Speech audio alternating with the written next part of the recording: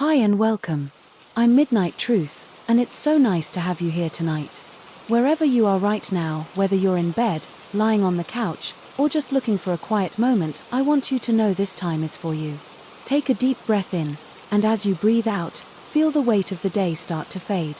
Let your mind settle, let your body relax, and let yourself simply be. There's no rush, no pressure, just this calm, quiet moment. If you'd like, you can close your eyes and imagine yourself in a peaceful place. Maybe it's a cozy room with soft, warm lighting. Or maybe it's under a starry sky, with a gentle breeze brushing against you.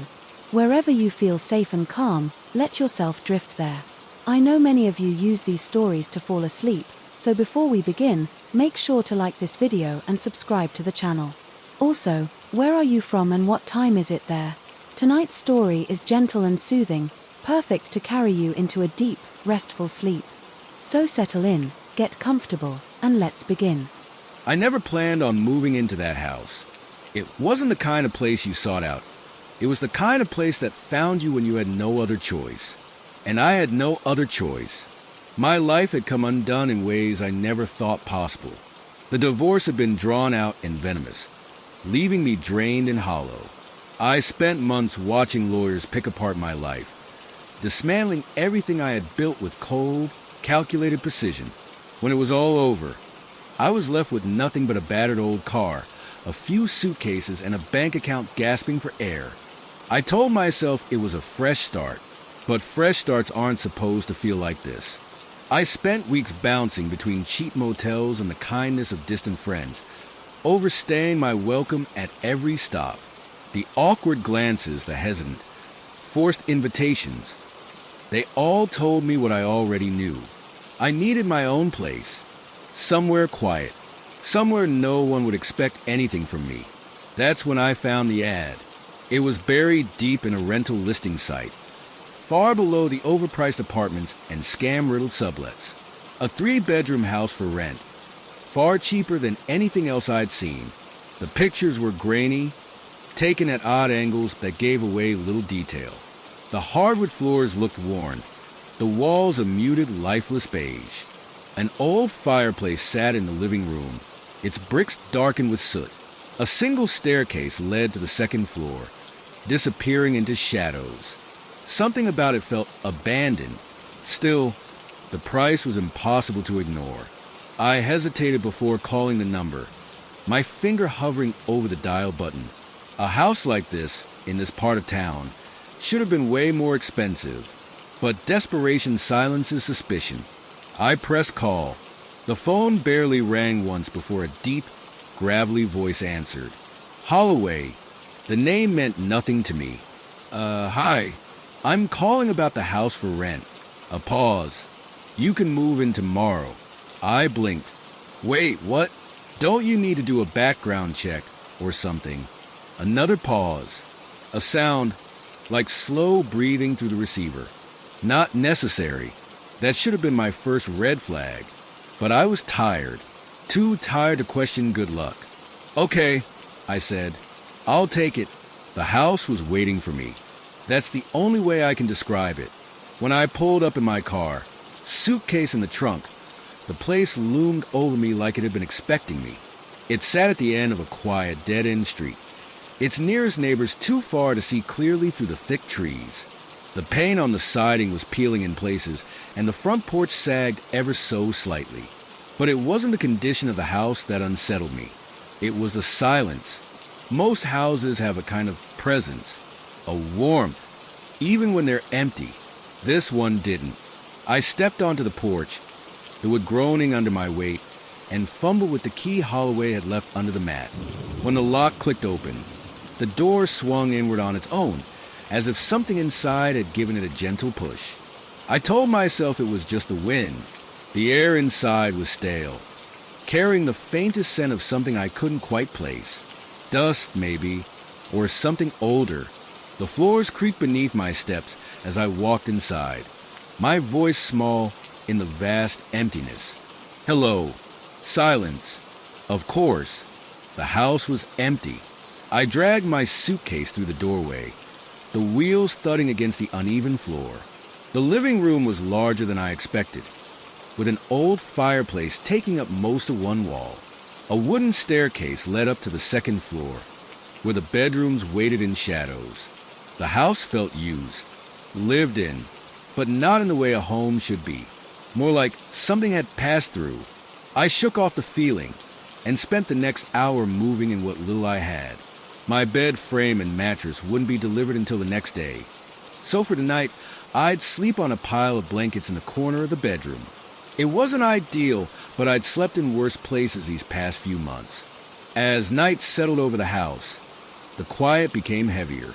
Every old home makes sounds. Pipes clank, wood shifts, floorboards settle. I knew that. But this house sounded different. The creaks and groans weren't random. They were rhythmic, like footsteps. I sat up in my blanket pile, heart hammering in my chest. The noise came from upstairs. Slow, deliberate. I held my breath. Then, just as suddenly as they started, the footsteps stopped. The silence was worse. I let out a shaky laugh. Jesus, my nerves were fried. It had been a long day, and my mind was playing tricks on me. I was alone. The house was settling. That's all it was. Still, I didn't sleep much that night. I kept expecting to hear the footsteps again, kept expecting them to reach my door, but they never did. I woke up to the sound of knocking. It was soft, distant, barely audible over the lingering haze of sleep. For a moment, I wasn't sure if it was real or just the remnants of a dream. Then it came again. Knock, knock, knock. I sat up too quickly. The stiff blankets tangled around me. The bedroom was still wrapped in early morning dimness, the air inside colder than I remembered. I turned toward the door, half expecting to see someone standing there. Nothing. I let out a breath. Maybe I imagined it. But then I heard it again, knock, knock, knock, 3 steady raps from somewhere inside the house. Not at the front door. From inside. A chill crept up my spine. My first instinct was to check my phone, but the battery had died sometime during the night. The charger was still buried at the bottom of my suitcase. I swallowed, trying to push the unease down. It's an old house, I muttered to myself. Old houses make noise. The words felt hollow even as I said them. I climbed to my feet, the wooden floor icy under my bare skin. The knocking had stopped, but now I was wide awake, my heart still racing. I grabbed the charger from my suitcase, plugged in my phone, and ran a hand through my hair. The mirror on the dresser caught my eye. For a second, I could have sworn there was movement behind me, but when I turned around, the room was empty. I spent most of the day unpacking what little I had. The furniture company delivered my bed frame and mattress in the afternoon, and the sight of an actual bed felt like a small victory. It made the house feel less like a temporary stop and more like a place I could actually live in. That feeling lasted until the sun started to set. The quiet that had been peaceful in the daylight now felt oppressive, like the house was listening. I tried to drown it out with music while I set up the kitchen, but the second I turned it off, the silence rushed back in, thicker than before. Then the knocking started again. Knock, knock, knock. I froze, my hands tightening around a plate. It was fainter this time, more distant. I followed the sound cautiously, stepping through the hallway and into the living room. The fireplace sat cold and empty, its bricks blackened with age. The knocking was coming from behind it, the basement. I stared at the door set into the wall just beside the fireplace. I hadn't even noticed it before. The handle was covered in dust. I hesitated. Every instinct told me to leave it alone. Instead, I reached out and turned the knob. The door creaked open, revealing a narrow set of stairs leading downward into darkness. A damp, earthy smell curled up from below, thick with something else I couldn't quite place. I swallowed. Hello. Silence. I fumbled for the light switch on the wall. It flickered once, then died, plunging the basement back into pitch black. My phone buzzed on the kitchen counter behind me, making me jump. I turned away from the stairs. exhaling sharply, and grabbed it. A new message. Unknown number. Did you just move in? My breath caught in my throat. The message had no name, no number attached, just a blank contact. I glanced back at the basement door, my stomach twisting. Then, slowly, I typed a response. Who is this? No answer. Instead, my phone buzzed again. Unknown number. You should leave. I stared at the screen. A slow, creeping unease settled over me. I turned back to the basement. The door was still open, the darkness beyond it thick and unmoving. Then I heard it, a single, deliberate footstep from below. I slammed the door shut, locked it, stepped back, my heart pounding so hard it hurt. I didn't sleep that night. I didn't go near the basement the next morning. The door remained shut, locked, untouched. I convinced myself that the knocking had been nothing. Old pipes, shifting wood, maybe a raccoon trapped somewhere beneath the house. As for the text messages, maybe a prank. But deep down, I knew better. Something was wrong with this house. I spent the morning trying to ignore the feeling, keeping myself busy unpacking the last of my things. The more I filled the space with my belongings, the more I tried to convince myself I belonged here. Then I met my neighbor. It was just past noon when I heard footsteps on the front porch. A moment later, the doorbell rang. 3 short chimes that made my pulse spike. I hesitated, then pulled the door open. An older man stood on the porch, bundled in a heavy coat despite the mild weather. His skin was weathered, his hair thin and gray. Something about him seemed wary. "You the new tenant?" he asked. His voice had the roughness of someone who had smoked most of their life. I nodded. "Yeah, just moved in." He exhaled through his nose, glancing past me into the house. The way he said it made my stomach clench. I waited for him to introduce himself, maybe welcome me to the neighborhood. Instead, he shoved his hands into his coat pockets and rocked back on his heels. "You know about this place?" he asked. The question caught me off guard. "What do you mean?" His gaze lingered on me for a long moment. Then he shook his head. "Nothing. Never mind." I frowned. "Wait. What do you mean? Does this house have?" "It's just old," he interrupted, turning to leave. "Old houses have history. Just be careful. Be careful." It wasn't a warning. It was a farewell. He walked off before I could ask anything else, disappearing down the street without looking back. I shut the door, a nervous energy settling under my skin. I had lived in apartments before, townhouses, neighborhoods with nosy neighbors and gossipy old ladies. No one ever reacted to a house like that. I should have left. Right then and there, I should have packed up, gotten in my car, and never looked back. Instead, I did what any idiot in a horror movie would do. I started looking for answers. The house didn't have much in the way of records. The rental listing had been bare bones, and there was no information about previous owners in the documents the landlord had given me. So I turned to the internet. I spent the next few hours digging through local history sites, archived newspaper articles, and old property records. At first, I found nothing. Then I searched the address. One result, a news article from 25 years ago. I clicked on it, my breath catching as the page loaded. The headline was short. "Local man vanishes from home. Foul play suspected." My mouth went dry. The article was brief, lacking many details. A man named Walter Greaves had lived here alone. Neighbors had reported hearing strange noises coming from the house at night. Loud thumps, muffled voices when no one else was supposed to be there. Then one day, Walter was just gone. No forced entry. No signs of a struggle. Just an empty house and a locked basement door. The article ended with a single unsettling line. The only clue left behind was a single word, carved into the wood of the basement floor: leave. My stomach twisted. I pushed my chair back from the desk, my hands clammy.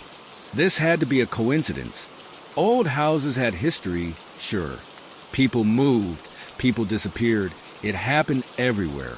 Didn't mean the house was haunted. Didn't mean I was in danger. Didn't mean the knocking I heard at night meant something. I turned off my computer, exhaling slowly. Then I heard it. Knock, knock, knock, coming from the basement. I gripped the edge of the desk, my breath freezing in my chest. I wasn't imagining it. I wasn't crazy. Something was knocking from behind that locked door. I forced myself to move, creeping toward the hallway. The house was dead silent except for the sound. 3 slow, steady knocks, echoing from below. My phone vibrated in my pocket. With shaking hands, I pulled it out. Another text. Unknown number. Did you hear it? I couldn't breathe. Another buzz. Unknown number. It knows you're here. I dropped the phone. The knocking stopped. I barely slept that night. The knocking had stopped, but the feeling of being watched lingered. Every creak of the house, every rustle of the wind outside sent my heart into overdrive. I kept my bedroom door locked, though I knew it wouldn't help if whatever was in this house wanted to get to me. I woke up the next morning feeling drained. It was an effort to peel myself from the bed, but I had to keep going. Work, the bills, the reason I moved in the first place. But today felt different. I tried to ignore the growing dread in my chest as I shuffled through my morning routine. The house was quieter than usual, almost too quiet. It wasn't just the absence of sound. It was the way the silence felt thick, as if the air itself had become oppressive. I couldn't shake the thought of Walter Greaves.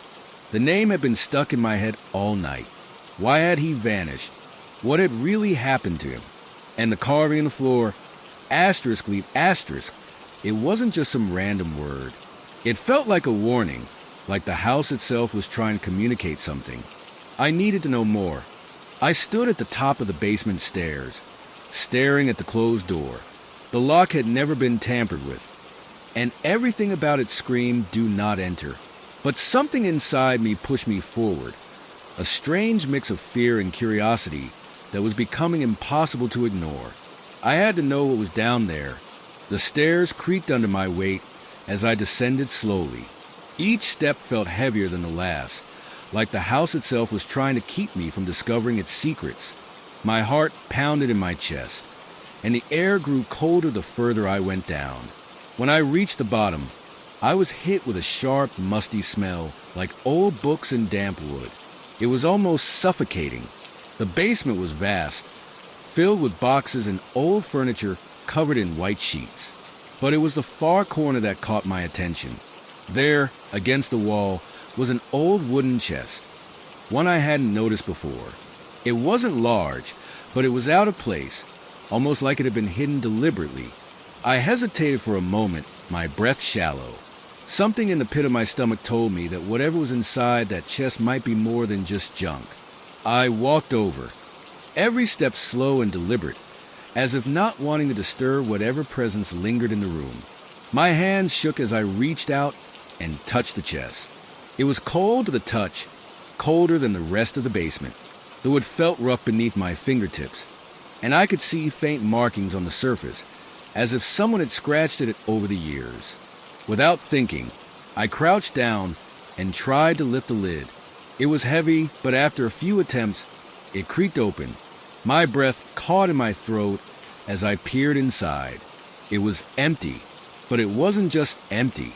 At the very bottom of the chest was something carved into the wood. A word. Leave. My blood ran cold. The same word that had been left behind by Walter Greaves. I pulled my hand back, instinctively stepping away from the chest. I felt like I had just uncovered something I wasn't meant to find. Then, out of the corner of my eye, I saw something move. A shadow. It wasn't just in my mind. I could see it darting just out of my direct line of sight. I whipped my head around, but the basement was still. Too still. I backed up toward the stairs, my mind racing. Had I seen something? Was I just imagining it? My heart was beating so loudly now, I could barely think straight. The shadows shifted again. This time, I didn't hesitate. I ran. I flew up the stairs and slammed the basement door behind me, locking it with shaking hands. I leaned against the door, trying to steady my breathing, but the panic was overwhelming. What the hell was going on? The knockings, the texts, the basement, the shadows, they were all connected. I didn't know how or why, but I couldn't ignore it any longer. Whatever was in this house was waiting for me. I had to leave, but as I turned to head back upstairs, my phone buzzed in my pocket. I fumbled for it, heart racing, praying it wasn't another message from that unknown number. But when I looked at the screen, it wasn't a text. It was a video. The thumbnail was just a black screen, but my finger hovered over the play button. I knew I shouldn't open it, but I did anyway. I watched in horror as the video played. It was dark, grainy, and shaky, but I could make out a figure standing in the basement. My asterisk basement. The camera zoomed in on the wooden chest, and then it stopped. A single word appeared on the screen. Leave. I dropped my phone, my blood running cold. I had to leave, but now I knew leaving wouldn't be enough. Whatever was in this house wasn't going to let me go that easily. I spent the rest of the afternoon pacing the house, trying to make sense of what had happened. The shadows in the basement, the carving in the chest, the video. It all felt like a nightmare I couldn't wake up from. I had to face the truth. Something was after me. The house was alive with it, feeding off my fear, drawing me in. I went to the kitchen, my hands trembling as I poured a glass of water. The house felt suffocating now, like the walls were closing in on me. I glanced at the clock. It was nearly 5 p.m. I still had a few hours before nightfall, but the thought of being in this house when it got dark made my skin crawl. I needed answers, but what could I do? I had already checked every possible source I could find about the house. There were no official records, no more news articles, no old tenants to ask. The neighbor had given me nothing, and now I couldn't shake the feeling that even if I found something, it wouldn't be enough to stop whatever was haunting me. I grabbed my coat and headed out the door, determined to find something, anything, that could help me. The air was thick with a damp chill as I walked down the street, the quiet of the neighborhood making everything feel like a dream. I knew I couldn't go back to that house, not without some kind of explanation. My phone buzzed again. I paused, feeling the familiar dread seep in, but when I looked at the screen, there was no text, no strange number. Instead, it was a message from an unknown contact, but this one was different. There was an attachment, a link. I stood frozen for a moment, debating whether to open it. Part of me knew I shouldn't, but the need for answers was stronger than my common sense. I clicked it. The link led to a forum post on an obscure website, one that looked like it hadn't been updated in years. The post was titled, Walter Greaves, the last words of the vanished tenant. I quickly skimmed through the text, finding nothing immediately alarming. It was just an old discussion from a few years ago, where people shared stories of missing persons and strange disappearances. But then I came across something that made my heart skip. There was a comment from someone named Sarah Wells. It was dated from about a year ago. I used to live in that house. Please, if you found this post, you need to get out. It's too late for me, but maybe you can still stop it. You'll hear the knocking. It's the house's way of telling you it's ready to claim you. Don't go near the basement. I made that mistake. I thought I could just leave, but it won't let you. The basement isn't just a place. It's a door, and once you open it, well, you won't be able to close it again. Please, I tried. I really did. Leave while you can. The words hit me like a punch to the gut. I frantically scrolled down to see if there was more, but the rest of the post was a jumbled mess of frantic messages and broken sentences, none of them making any sense. The last one was the most chilling. I'm sorry. I'm sorry. It's coming for me now. I felt sick. My hands were shaking as I pulled the phone away from my face. The link had given me no answers. only more questions. But now I knew I wasn't the first person to be haunted by this place. Sarah had been right. The house wanted something from me, and it wouldn't stop until it got it. I looked up at the sky. The sun was beginning to set, casting an eerie orange glow over the neighborhood. I had to get back. I had to make a plan. But deep down, I knew whatever I was going to face tonight, I wasn't ready for. The drive back to the house felt like a lifetime. The sun had almost disappeared below the horizon, and the creeping darkness made everything look more menacing. The shadows stretched long across the street, as if they were reaching out to pull me back into that cursed house. I gripped the steering wheel tighter, my knuckles white, trying to push the panic gnawing at the edges of my mind. I couldn't escape this. Not anymore. When I pulled into the driveway, I hesitated. The house loomed in front of me, silent and imposing, as though it were waiting for me to return. The porch light flickered once before going out completely. I stepped out of the car, my breath visible in the cold night air, and made my way to the front door. I paused before opening it, feeling an overwhelming sense of dread wash over me. For a split second, I thought about turning around and driving away, but I knew it wouldn't matter. The house would follow me no matter where I went. I stepped inside, the familiar creak of the floorboards greeting me like an unwelcome old friend. The air felt heavier than before, thick with the weight of something unseen, pressing in on me from all sides. I locked the door behind me, knowing that no matter how much I tried to secure myself in here, it wouldn't keep whatever was lurking outside away. I moved quickly through the hallway, my mind racing. I had to do something. I had to end this before it consumed me. I reached the basement door, my hand hovering over the handle. The knocking, the video, Sarah's warning, all of it came rushing back in a tidal wave of fear.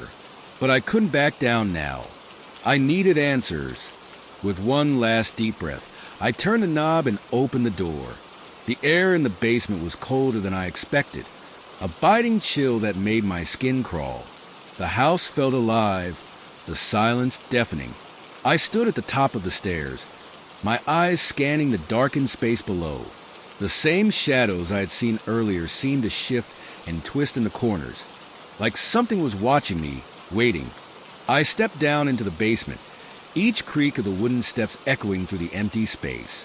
The dim light from the upstairs barely penetrated the thick darkness, leaving most of the basement in an oppressive black void.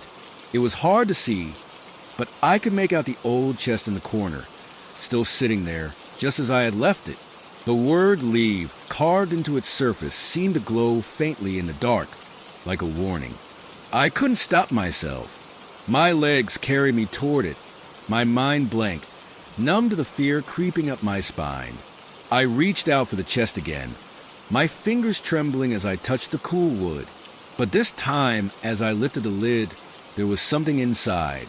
It wasn't empty. A book. The pages were yellowed and frayed, the cover old and cracked. My breath caught in my throat.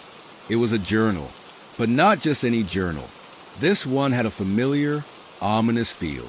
I could tell it was old, far older than anything in the house, and yet it felt as though it had been waiting for me all along. I opened it slowly, my hands shaking as I flipped through the pages. The ink was faded, but the words were still legible. The first page was dated, a name scrawled at the top, Walter Greaves.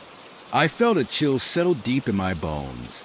The name, the same man who had vanished from this house, the one who had left the cryptic carving in the basement.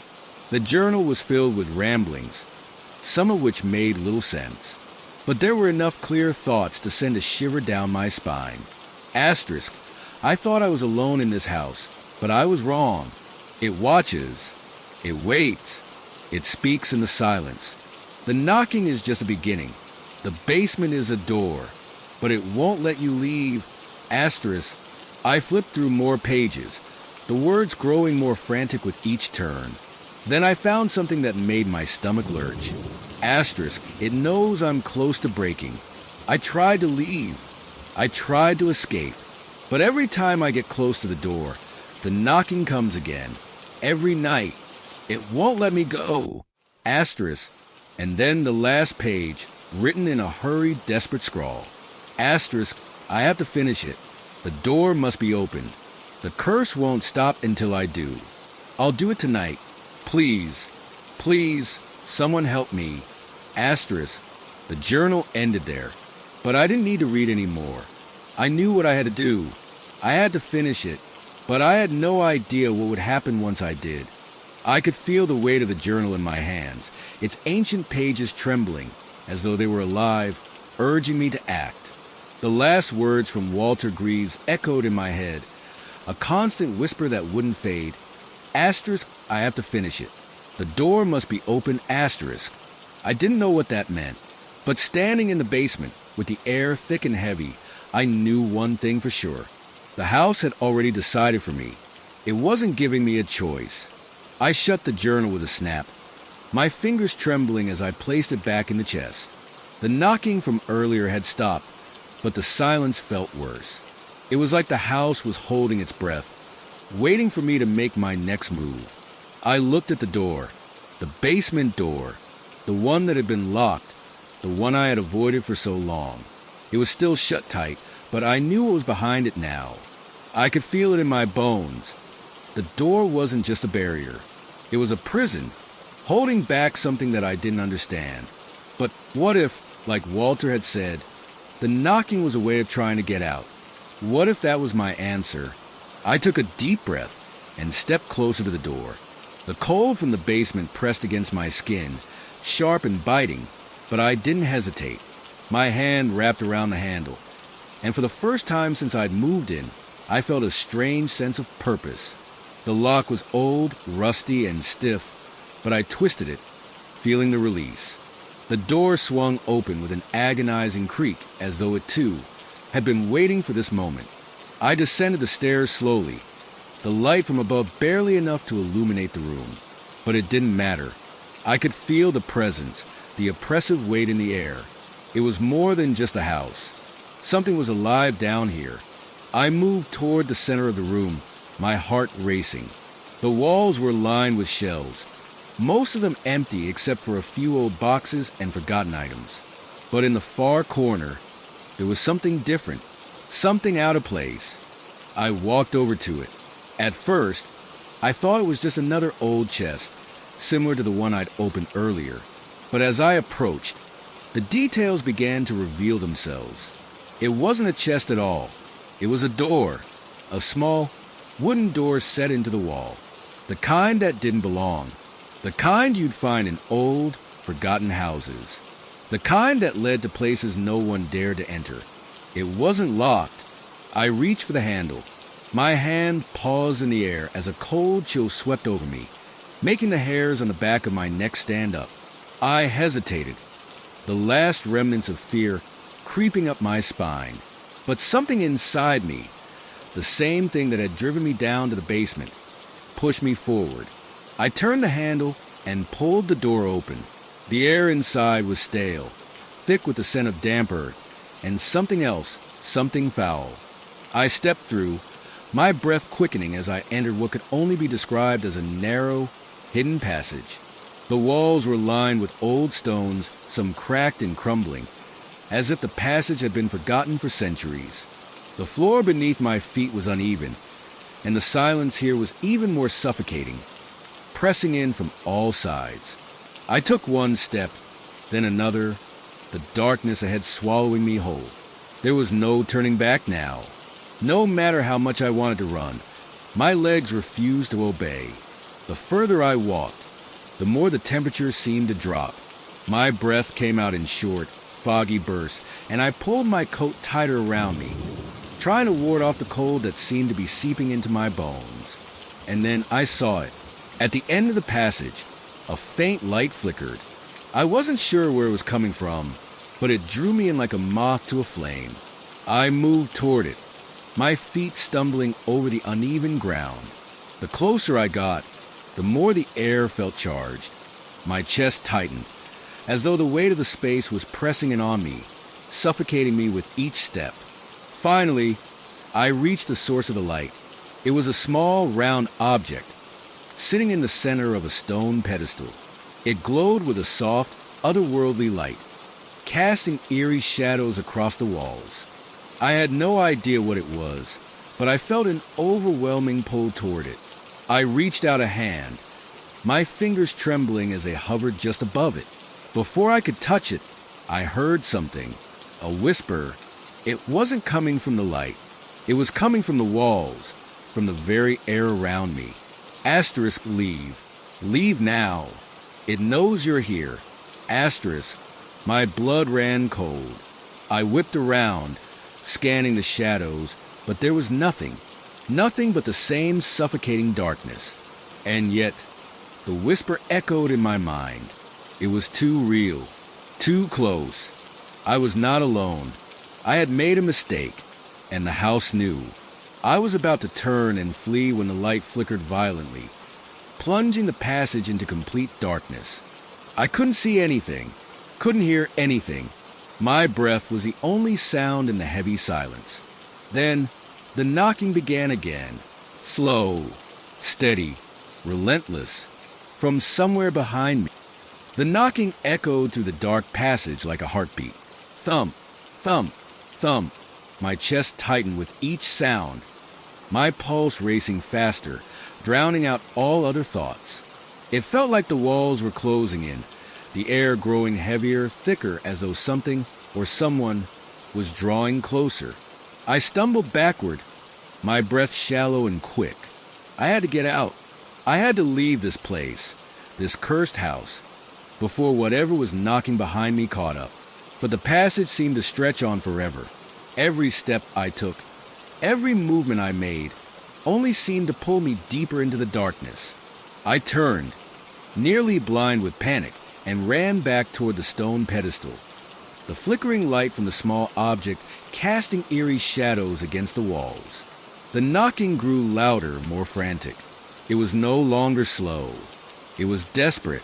Asterisk, it knows you're here. Asterisk, the whispering words returned, wrapping around me like a cold, suffocating hand. I couldn't escape them. I couldn't escape the knocking. With all the strength I had left, I sprinted down the passage, my feet slipping on the uneven floor. The walls closed in around me, the darkness pressing down on my shoulders, choking me. The exit. I had to find the exit. I saw it, the faint light at the end of the passage. The door. But it wasn't a door anymore. It had become something else. A figure stood in the doorway. A man I didn't recognize. His face twisted in a grotesque expression. His eyes were black, hollow, sunken into his skull like empty pits. He grinned at me, his lips stretched unnaturally wide, and in that moment I realized he wasn't human. Asterisk, you shouldn't have come. Asterisk, the voice came from his mouth, but it wasn't his voice. It was something else, something cold and ancient. I stumbled back, my heart pounding in my chest. I tried to scream, but no sound escaped my lips. The knocking stopped. Silence. The man in the doorway stepped forward, his movements unnaturally smooth, like he was gliding across the floor. He raised a hand, and the world seemed to freeze, the air thickening around me.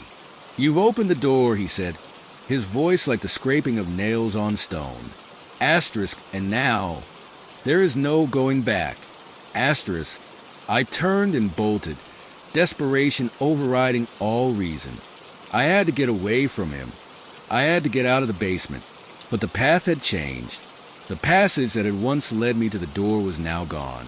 Instead, I was standing in the center of the basement, the floor beneath my feet cold and damp, the walls now closing in on all sides. The house was alive, shifting and changing, trapping me. I spun around, frantically searching for another exit, but there was nothing, only the figure, now standing at the far end of the room, watching me with those hollow eyes. "You can't run from what you've awoken," he whispered. Asterisk, you belong here now. Forever. Asterisk. A dark, empty laugh bubbled up from his chest, a sound that sent a chill straight to my bones. I reached for the journal again. I had to find a way to fix this. I had to find out what Walter had written, but when I opened it, the pages weren't the same. They were different. The ink smeared and twisted, as though it was changing right before my eyes. The knocking started again, louder this time, and the voice, that voice that wasn't a voice, whispered once more. Asterisk, it's too late. You're part of the house now. Asterisk. I closed my eyes, the weight of the words pressing in on me, and then everything went dark. When I opened my eyes again, I was no longer in the basement. I was in a room, a different room, one I didn't recognize. The walls were peeling, the air musty with the smell of rot. But what struck me most was the reflection in the mirror. I wasn't alone. The man was standing right behind me, his black eyes staring into mine. His grin was wider now, twisted into something far worse than before. I didn't scream. I couldn't, because the reflection wasn't just him. It was me. I turned slowly, the cold feeling in the pit of my stomach growing. The knocking, distant now, echoed through the room again, but it wasn't from the basement anymore. It was coming from inside me. The house had me, and I had become part of it. I wanted to scream. I wanted to fight back, to do anything that could break me free from the paralyzing grip of the house. But my body refused to obey. My limbs felt as though they were made of stone, unyielding and heavy. I couldn't move, couldn't run, couldn't even scream. The figure in the doorway took a step forward, his eyes, now glowing with an unnatural light, fixed on me. There was no warmth in them, no compassion, only a cold, unsettling emptiness. You should have left, he repeated, his voice echoing through the oppressive silence that seemed to suffocate the room. The knocking came again, but this time it wasn't just from the basement. It was everywhere, echoing from the walls, the floors, even the ceiling. The sound filled my ears, reverberating like a horrible symphony, each knock drilling into my mind. I turned my head, trying to break free from the figure's gaze, but the house refused to let me. My eyes were drawn to the darkness that seemed to pulse in the far corner of the living room, where the shadows were thickening, twisting in unnatural ways. Then I saw it. The shadow wasn't just a shadow anymore. It was taking shape. A figure stepped out of the darkness, its movements jerky and unnatural, like a puppet being controlled by invisible strings. It was tall, its limbs long and distorted, its face an unrecognizable blur. But one thing was clear. Its eyes, like the figure in the doorway, were glowing with the same eerie light. "We warned you," it hissed, its voice like the scraping of nails on a chalkboard. Asterisk, we warned you, but you didn't listen. Asterisk, I tried to shake my head, tried to deny what was happening, but the words stuck in my throat, caught like a knot I couldn't untie. I could feel the weight of the room pressing in on me, the walls inching closer, as though the house itself was alive and eager to consume me. The air grew colder, the temperature dropping so quickly that my breath became visible, swirling in front of me like smoke. I could see the shadows creeping along the walls, twisting and contorting as if they had a life of their own. The figure in the doorway took another step forward, and suddenly I felt it. A cold hand, thin and bony, wrapped around my wrist. I gasped, looking down to see the skeletal fingers of the shadowed figure gripping me. The cold seeped into my skin, numbing me to the point where I could no longer feel my fingers or toes. "We don't let people leave," the figure whispered, its voice now coming from everywhere and nowhere at once. Asterisk, we take what we want, and we leave nothing behind. Asterisk, my heart raced in my chest, beating faster with every word that passed through its lips. I was suffocating, drowning in the cold that surrounded me. The house was closing in, its walls pressing down on me as though they were about to crush me. I couldn't breathe. I couldn't think. And then the knocking came again, louder, closer, unstoppable. "Leave," the voice whispered, the words growing sharper, more desperate. Asterisk, leave now, while you still can. Asterisk, I didn't understand. Leave? How could I leave? The door was closed. The windows were shut tight. There was nowhere to go. But then, something in me snapped. The fear that had been holding me in place, the cold that had kept me rooted to the floor, suddenly broke apart. I shoved against the figure's grip, struggling to free myself from its icy touch. And then I ran. I didn't know where I was going, only that I had to get away. My feet moved faster than they ever had before, my heart pounding so hard I thought it might burst from my chest.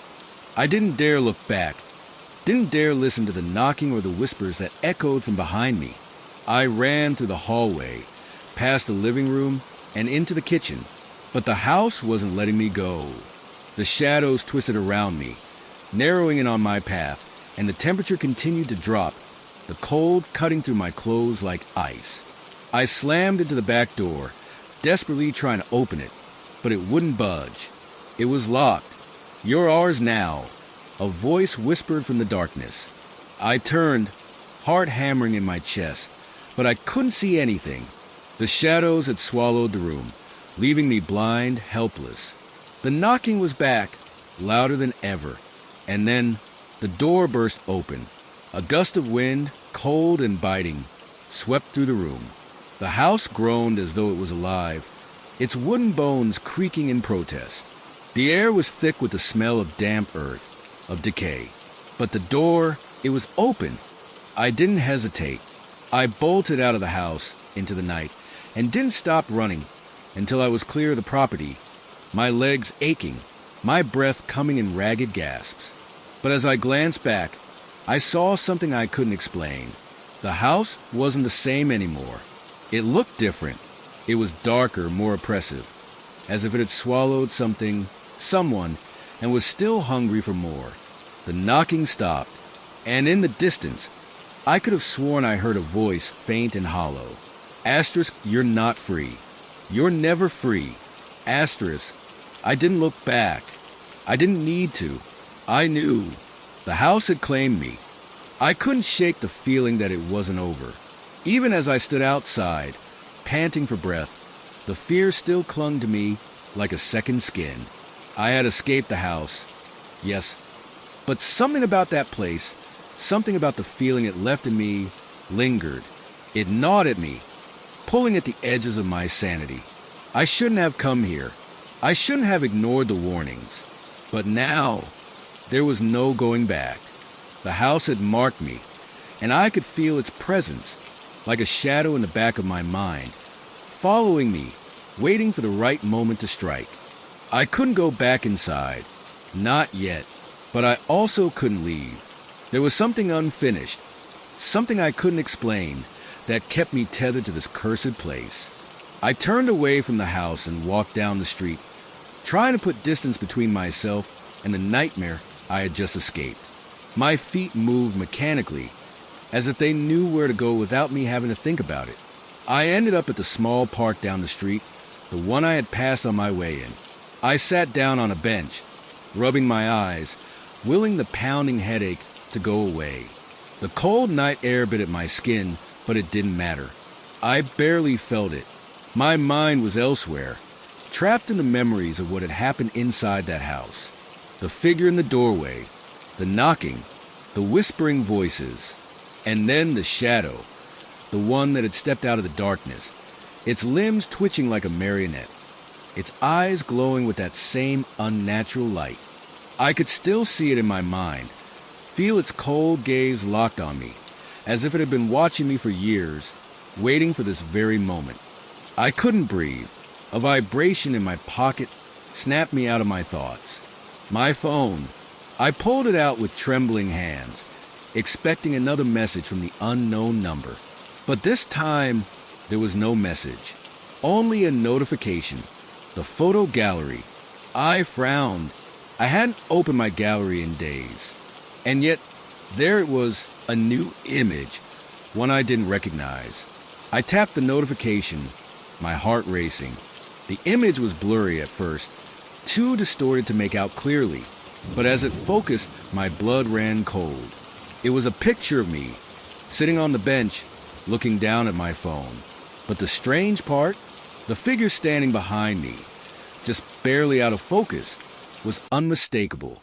It was the same shadowy figure I had seen in the doorway of the house, its eyes glowing with that same eerie light, its limbs twisted in that unnatural way.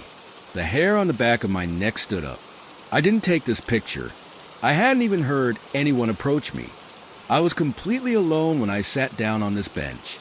I couldn't breathe again, and I almost dropped the phone. My fingers fumbled as I swiped through the rest of the images. They were all the same, each one a different angle, but always the same twisted figure standing behind me, watching, waiting. The last image made my blood freeze. It was a close-up of the figure's face, its glowing eyes now fully visible, staring directly at the camera, as though it knew I was looking. And then, beneath the photo, a new message appeared. Unknown number, you shouldn't have left. I slammed the phone down onto the bench and stood up, my legs weak beneath me. The air was thick with the stench of something decaying, something foul. The shadows seemed to stretch out longer, reaching toward me as if they had a mind of their own. I didn't know where to go, didn't know what to do. The fear was suffocating, wrapping around my chest like a vice, making it hard to breathe.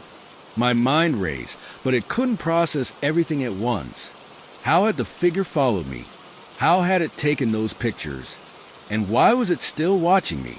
I turned to run, but as I looked toward the street, I froze. The house was in the distance, just beyond the park. But it wasn't the same house I had seen earlier.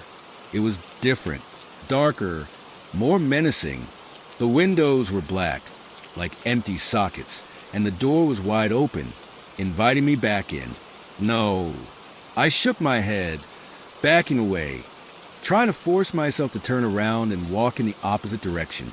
But the house seemed to pull me in, like a magnet, its presence so overwhelming I couldn't escape it. Leave, a voice whispered in my ear, too soft to hear, but loud enough to send a shiver down my spine. I turned toward the source of the voice, my heart in my throat. It was the neighbor, the old man. He stood at the edge of the park, watching me, his face grim and lined with years of experience. He didn't say anything else, just nodded slowly, as if he understood what I was going through. You're not the first, he said softly, his voice carrying the weight of something ancient. Asterisk, and you won't be the last.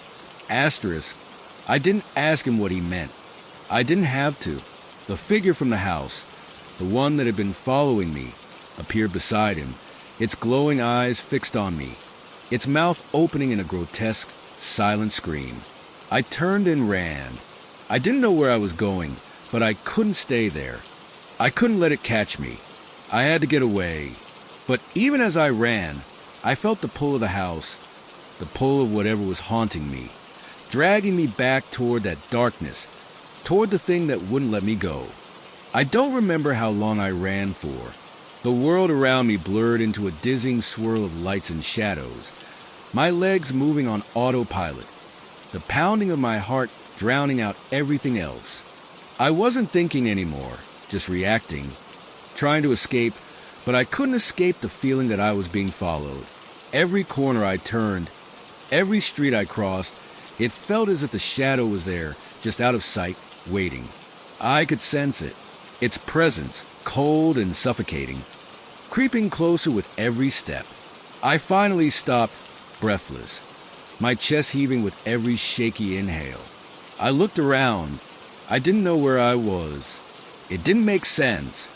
The streets I had just passed seemed unfamiliar. The park where I had been earlier, gone, replaced by dense trees and a fog that had rolled in without warning. It was as if I had crossed into a different world entirely. Panic surged through me. I had to get back. I had to find my car, get out of this place. I turned to retrace my steps, but that's when I saw it. The house.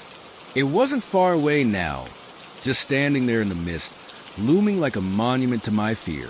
The lights were off, but it felt alive, as if it was watching me, waiting for me to come back, calling me in. I couldn't go back there. I knew that. But no matter how hard I tried to focus on my surroundings, My feet seemed to move in the direction of that house. I gritted my teeth, forcing myself to stop, to turn around, to run away from the thing that had been tormenting me for days.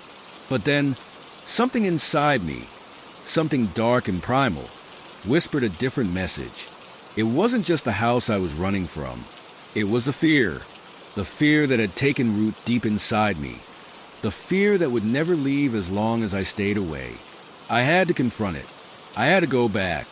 I didn't understand why, but I knew it was the only way to stop this nightmare. I don't remember the exact moment I made the decision, but I found myself walking back to the house. The fog seemed to thicken, swirling around my legs like a living thing, and the air grew colder with every step I took. My heart pounded in my chest, the weight of dread settling in my stomach. Every part of me screamed at me to turn around, to run, but I couldn't. I had already made up my mind. I was going to end this. As I stood at the foot of the stairs leading up to the front door, I felt something watching me, felt the gaze of the house itself, its ancient eyes locked on me. I didn't hesitate. I reached for the handle and pushed the door open. It creaked, the sound harsh and unnerving in the stillness. Inside, the air was thick, heavy with something I couldn't describe. The house seemed to exhale with me as I stepped inside, the door slamming shut behind me with a force that made me jump. The house was darker now, even though the sun should have been setting outside. The shadows stretched longer, crawling along the walls like they were alive, waiting for me to make my next move. I walked slowly, each step an effort, my breath shallow, my pulse quickening. The floorboards creaked under my weight, the same eerie sound I'd heard before. But this time, there was something different about it. The sounds weren't just creaks. They were footsteps, like someone or something was walking behind me. I didn't dare turn around. I moved forward, drawn toward the basement door once again. The knocking from last night had been louder, more insistent, like a warning, and I couldn't ignore it anymore. I had to know what was behind that door. The door was still locked. I didn't have a key, but that didn't matter anymore. I had come this far. I wasn't going to let a locked door stop me. I grabbed the doorknob, twisting it hard, and it gave way with a sickening creak. The door opened, and I stepped inside, the scent of dust and mildew hitting me like a punch to the face. The basement was just as I remembered it, dark and cramped. But now, there was something else, a faint glow. It flickered like a candle, but there was no flame. The light seemed to pulse, a heartbeat, rhythmic and unnatural. I followed it, moving toward the far corner of the basement where the light came from. And then I saw it, a mirror. It was old, cracked, its surface covered in dust, but it was glowing. Its reflection wasn't mine. It was a shadow, the figure from the house. It stood in the mirror, watching me with those glowing eyes, its limbs twitching like it was caught between two worlds. Its mouth opened wide in a grotesque, silent scream. I froze. I couldn't look away. The air grew colder, and I felt a chill deep in my bones. I was trapped, caught between reality and whatever nightmare this house had become. Then, the figure in the mirror stepped out. It wasn't just a reflection anymore. It was real, and it was coming for me. I tried to scream, but no sound came out. I tried to run, but my legs wouldn't move. The shadow reached for me, its cold fingers brushing my face, sending a shock of ice through my skin. And then, everything went black. Story 2. I arrived at the house on a crisp autumn day, the kind of day where the sun struggles to pierce through the thick clouds, casting everything in a muted gray light. The moving van rumbled up the narrow street, its tires crunching over the scattered leaves. I looked at the house in front of me, and for a moment, I felt an inexplicable sense of foreboding. It wasn't just the age of the house or its weathered appearance that gave me pause, but the feeling that it had been watching me long before I arrived.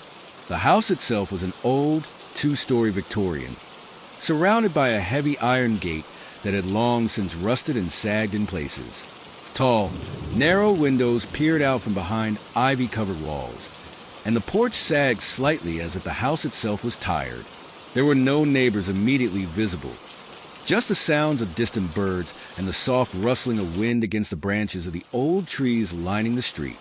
The scent of damp earth and decay lingered in the air, mixing with the faint smell of mildew that seemed to follow me wherever I went. "Your new home," I whispered to myself, almost as if trying to convince myself it wasn't too much of a risk. I hadn't planned to leave my old life behind so abruptly.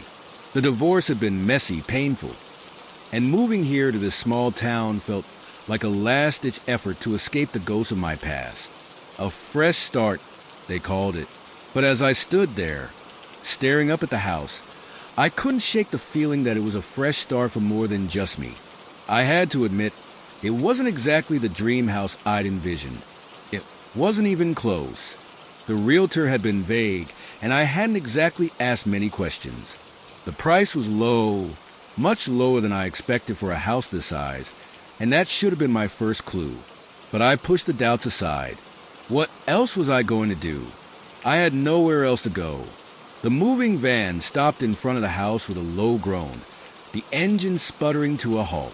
I climbed out of the car, feeling the chill of the wind bite at my skin as I grabbed my bags. The movers began unloading my boxes, and I stood there for a moment, taking it all in. The house had a strange aura, like it was alive in some way, watching, waiting. The front door creaked open with an eerie sound that made me shiver as I stepped inside. The hallway was dark, the air thick with dust. The smell hit me immediately, a musty odor that reminded me of old books and damp basements. I turned on the light, and it flickered twice before settling into a dull glow. My footsteps echoed as I moved deeper into the house, each step amplified by the creaky wooden floors. The first thing I noticed was the staircase. It was narrow, steep, and the railings were chipped and peeling. I could feel the weight of the house pressing down on me, the old wood groaning as if it were complaining about my presence. "Welcome home," I muttered under my breath, though I wasn't sure if I meant it. After a while, I managed to unpack most of my things. The kitchen was small but serviceable, with the kind of old-fashioned charm that some people would find quaint. The living room was dim, with heavy curtains covering the windows, casting everything in a shadowy gloom. The house had so many rooms, and each one felt like it had its own personality, its own history. I could feel the years in the walls, the old wallpaper peeling in places, the cracks in the ceiling, and the stains on the hardwood floors. As night fell, the temperature dropped noticeably. I shivered as I moved about the house, wrapping myself in a blanket on the couch and trying to ignore the strange noises that seemed to come from all around me. The house was settling, I told myself. Houses like this always made sounds. It was nothing to be concerned about. But as I sat there, trying to unwind, I noticed something odd. A faint sound, like soft scratching at the base of the walls, followed by the sound of something or someone slowly moving upstairs. I froze. I hadn't heard anyone come in, and there certainly wasn't anyone upstairs. But the sounds persisted, slow, deliberate, like heavy footsteps walking from one end of the floor to the other. The old house was full of creaks. I reminded myself.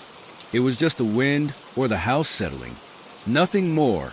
But when I went to bed that night, the unsettling feeling didn't go away. I tossed and turned, unable to shake the sensation that someone or something was watching me. The cold air that drifted through the cracks in the window sent a chill down my spine, and every slight noise made my heart race. I lay there in the darkness, listening to the house breathe, wondering if I'd made a terrible mistake. The next day, while I was unpacking the last of my boxes, I decided to take a walk around the neighborhood. The few people I saw didn't pay much attention to me, but I did catch sight of one woman. She was older, probably in her late 70s, with silver hair tied in a tight bun. She was standing by the fence, trimming the overgrown hedges in her yard. When she saw me, she smiled faintly but didn't come any closer. "You've moved into the Holloway place, haven't you?" she asked. Her voice was soft, almost a whisper, but there was something knowing in her tone. I nodded, a little taken aback. Yes, I just moved in. She paused, her shears frozen mid-cut. Be careful, she said, her eyes darting toward the house as if to confirm it was still there. The Holloway house has a history, you know. People don't stay there long. I wasn't sure how to respond, so I just smiled awkwardly and thanked her. She didn't offer any more details, but the way she spoke, like she knew something I didn't, lingered in my mind as I made my way back. The first few days in the house were quiet, too quiet. I thought it would take me longer to adjust, but everything seemed to fall into place rather quickly. It felt almost as though the house was trying to help me forget about my past. The days were spent organizing my things, and the nights were filled with the sound of the wind and the occasional creak from the old wooden beams. But there were other sounds too, faint sounds that I couldn't quite place. At first, I convinced myself that it was just the house settling. Houses like this, old and full of history, often had strange noises. There was the occasional creaking of the floorboards underfoot, the groaning of the beams as they adjusted to the changing weather, and the whispering rustle of the leaves outside. Still, some nights, when I lay in bed, I couldn't shake the feeling that I wasn't alone. It was the third evening that something changed. I was in the kitchen, making a cup of tea, when I heard footsteps. They were heavy, slow, and deliberate, as though someone was walking across the floor above me. I paused. My heart skipped a beat. I had just moved in, and no one was supposed to be upstairs. There wasn't a guest room or any other reason for someone to be there. The footsteps continued for a few moments, then stopped. I walked cautiously to the stairs, listening, but there was nothing. The house felt completely still, but the hairs on the back of my neck stood on end.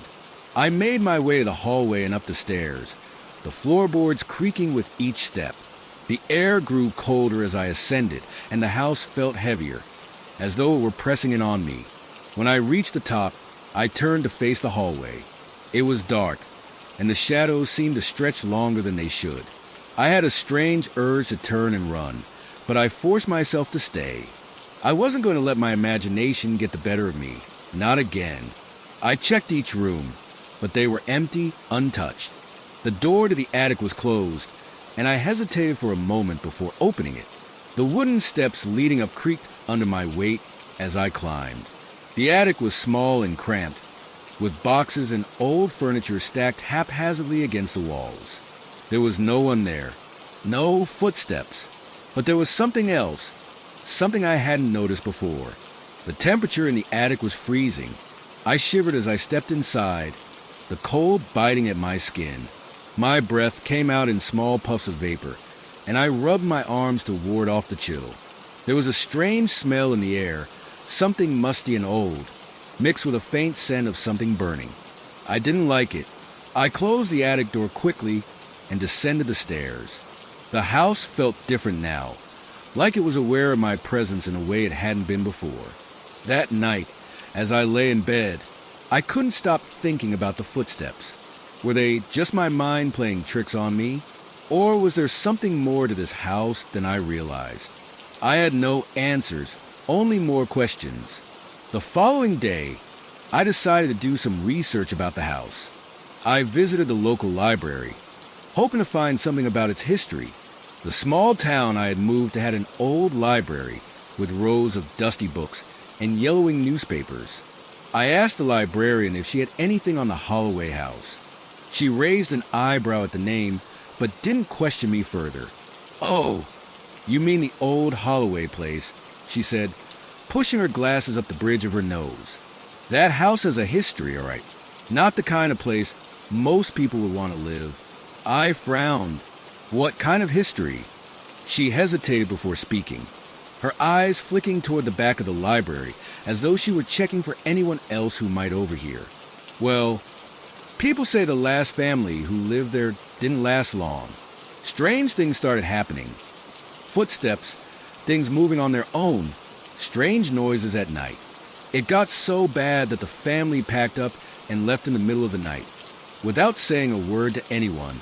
I leaned forward, intrigued. "What happened to them?" Did they leave because of the house? The librarian gave a nervous laugh. You could say that. The house has a reputation. The Holloways, they were the ones who built it a long time ago. The rumors are that the father, Daniel Holloway, was a bit unusual. People say he was obsessed with the occult, rituals, dark books, that sort of thing.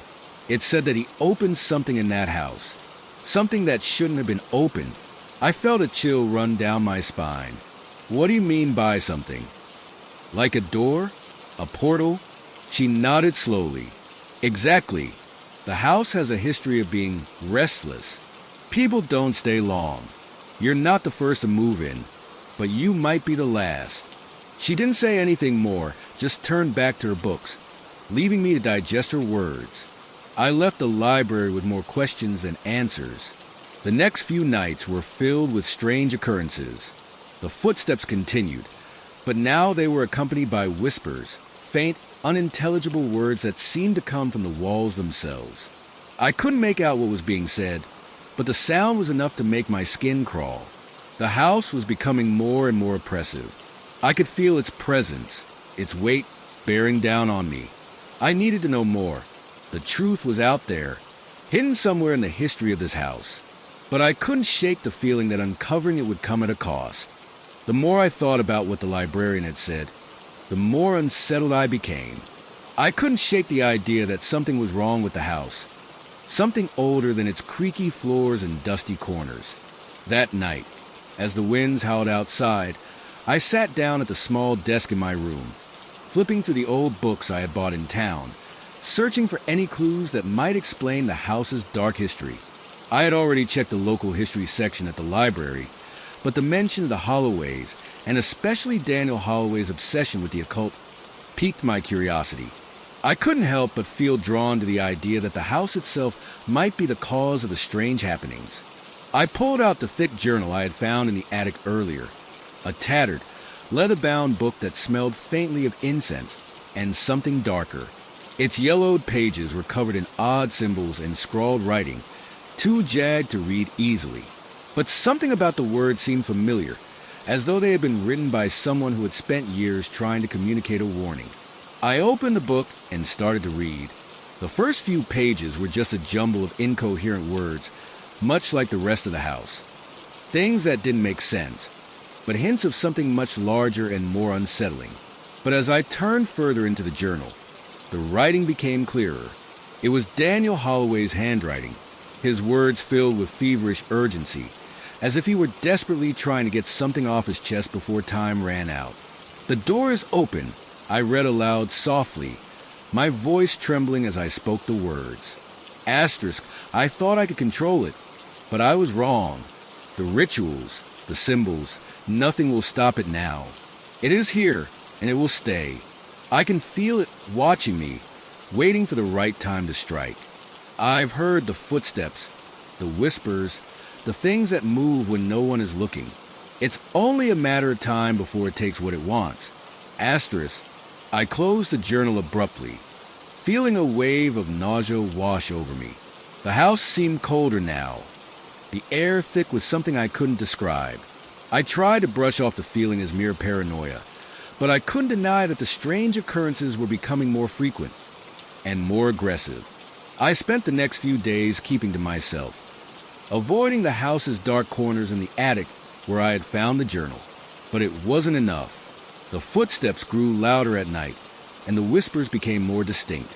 They seemed to follow me wherever I went, drifting in and out of my hearing like a distant memory, always just out of reach. One evening, after a long day at work, I arrived home to find something different. The house felt heavier. The silence was deafening. I walked through the hallway, but when I reached the living room, I froze in place. The air was thick with a strange, oppressive energy, and in the center of the room, the floorboards had shifted. There was something there, something I couldn't explain. The floor, once solid, had a distinct crack running through it now. I knelt to examine it closer, but as I did, the ground under my hands seemed to shift again, like it was alive. A low groan filled the room. Suddenly, I heard a noise behind me, soft, faint, but unmistakable. It was the sound of footsteps. Heavy, slow, and deliberate, just as I had heard the first time. I spun around, expecting to find someone standing there, but there was no one. The house was empty, yet the sound continued, coming closer. I wanted to run, but something rooted me to the spot. I could feel the presence, the thing that had been growing stronger with each passing day. The temperature in the room dropped drastically, my breath turning visible in the air. I was suffocating in the cold, and then, in the corner of my eye, I saw it, a figure, just standing there in the dark. It was tall and thin, its shape barely visible in the shadows. I tried to move, to scream, but my voice was lost, as though the house had swallowed it whole. The figure didn't move. It just watched me, its presence pressing against me like an invisible weight. I stumbled backward, my heart racing, and finally, I forced myself to turn and run. But as I reached the door, the whispers rose to a deafening roar. It was as though the house itself was alive, its walls closing in on me. The footsteps followed, echoing behind me, growing louder with each step I took. I burst out of the house, gasping for air, but the chill of the air outside didn't ease the terror coursing through me. The house loomed behind me, dark and menacing. It felt as though it was waiting for me to return, waiting for the inevitable moment when I would come back, drawn in once again by its unseen pull. That night, I couldn't sleep. I stayed up, staring out the window, my mind racing. There was something in that house, something I couldn't explain, and I knew now that I couldn't just walk away from it. I had to know the truth, no matter what it cost me. I returned to the library the next day. This time, I went straight to the back, to the section that dealt with local legends and the occult. There, I found something that chilled me to the bone. The account of a man who had lived in the house years before me. Asterisk, he had run out in the middle of the night, babbling about curses and unseen things. The last words he had spoken to a neighbor before he fled were, "It's here.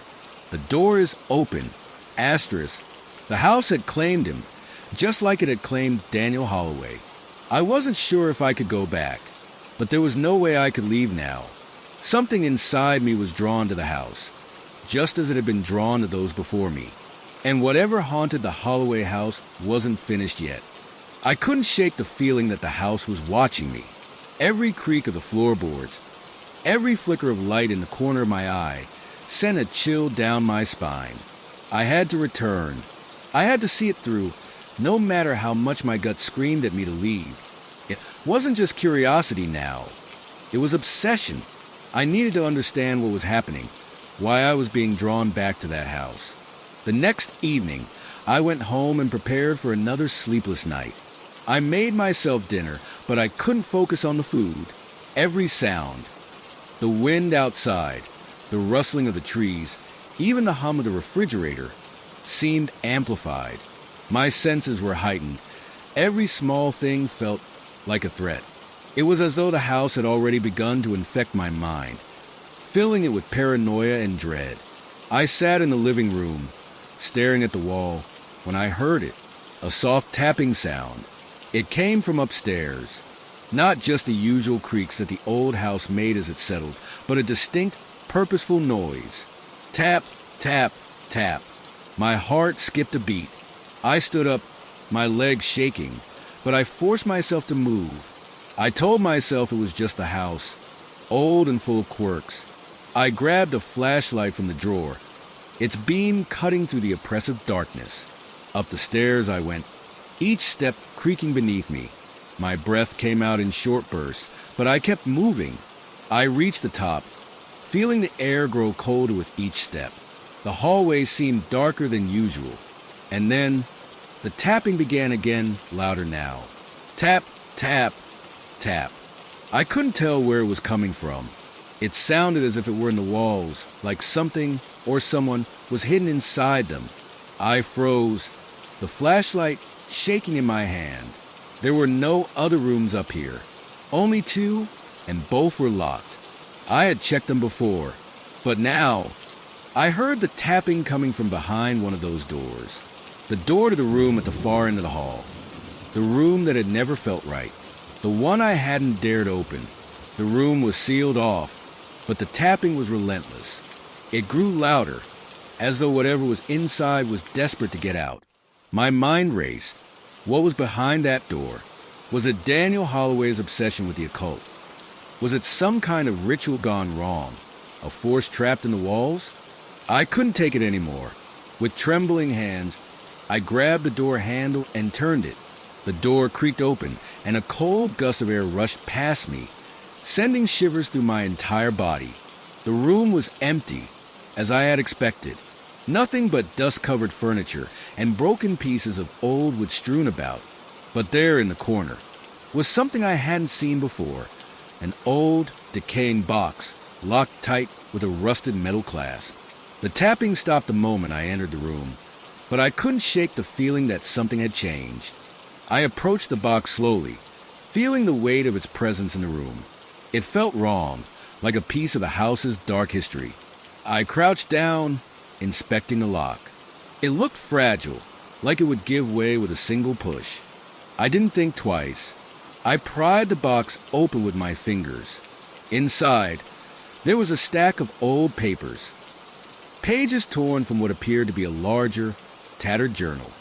I picked up the top page and stared at it, my breath catching in my throat. The words were familiar, eerily similar to the journal I had found earlier. But this was different.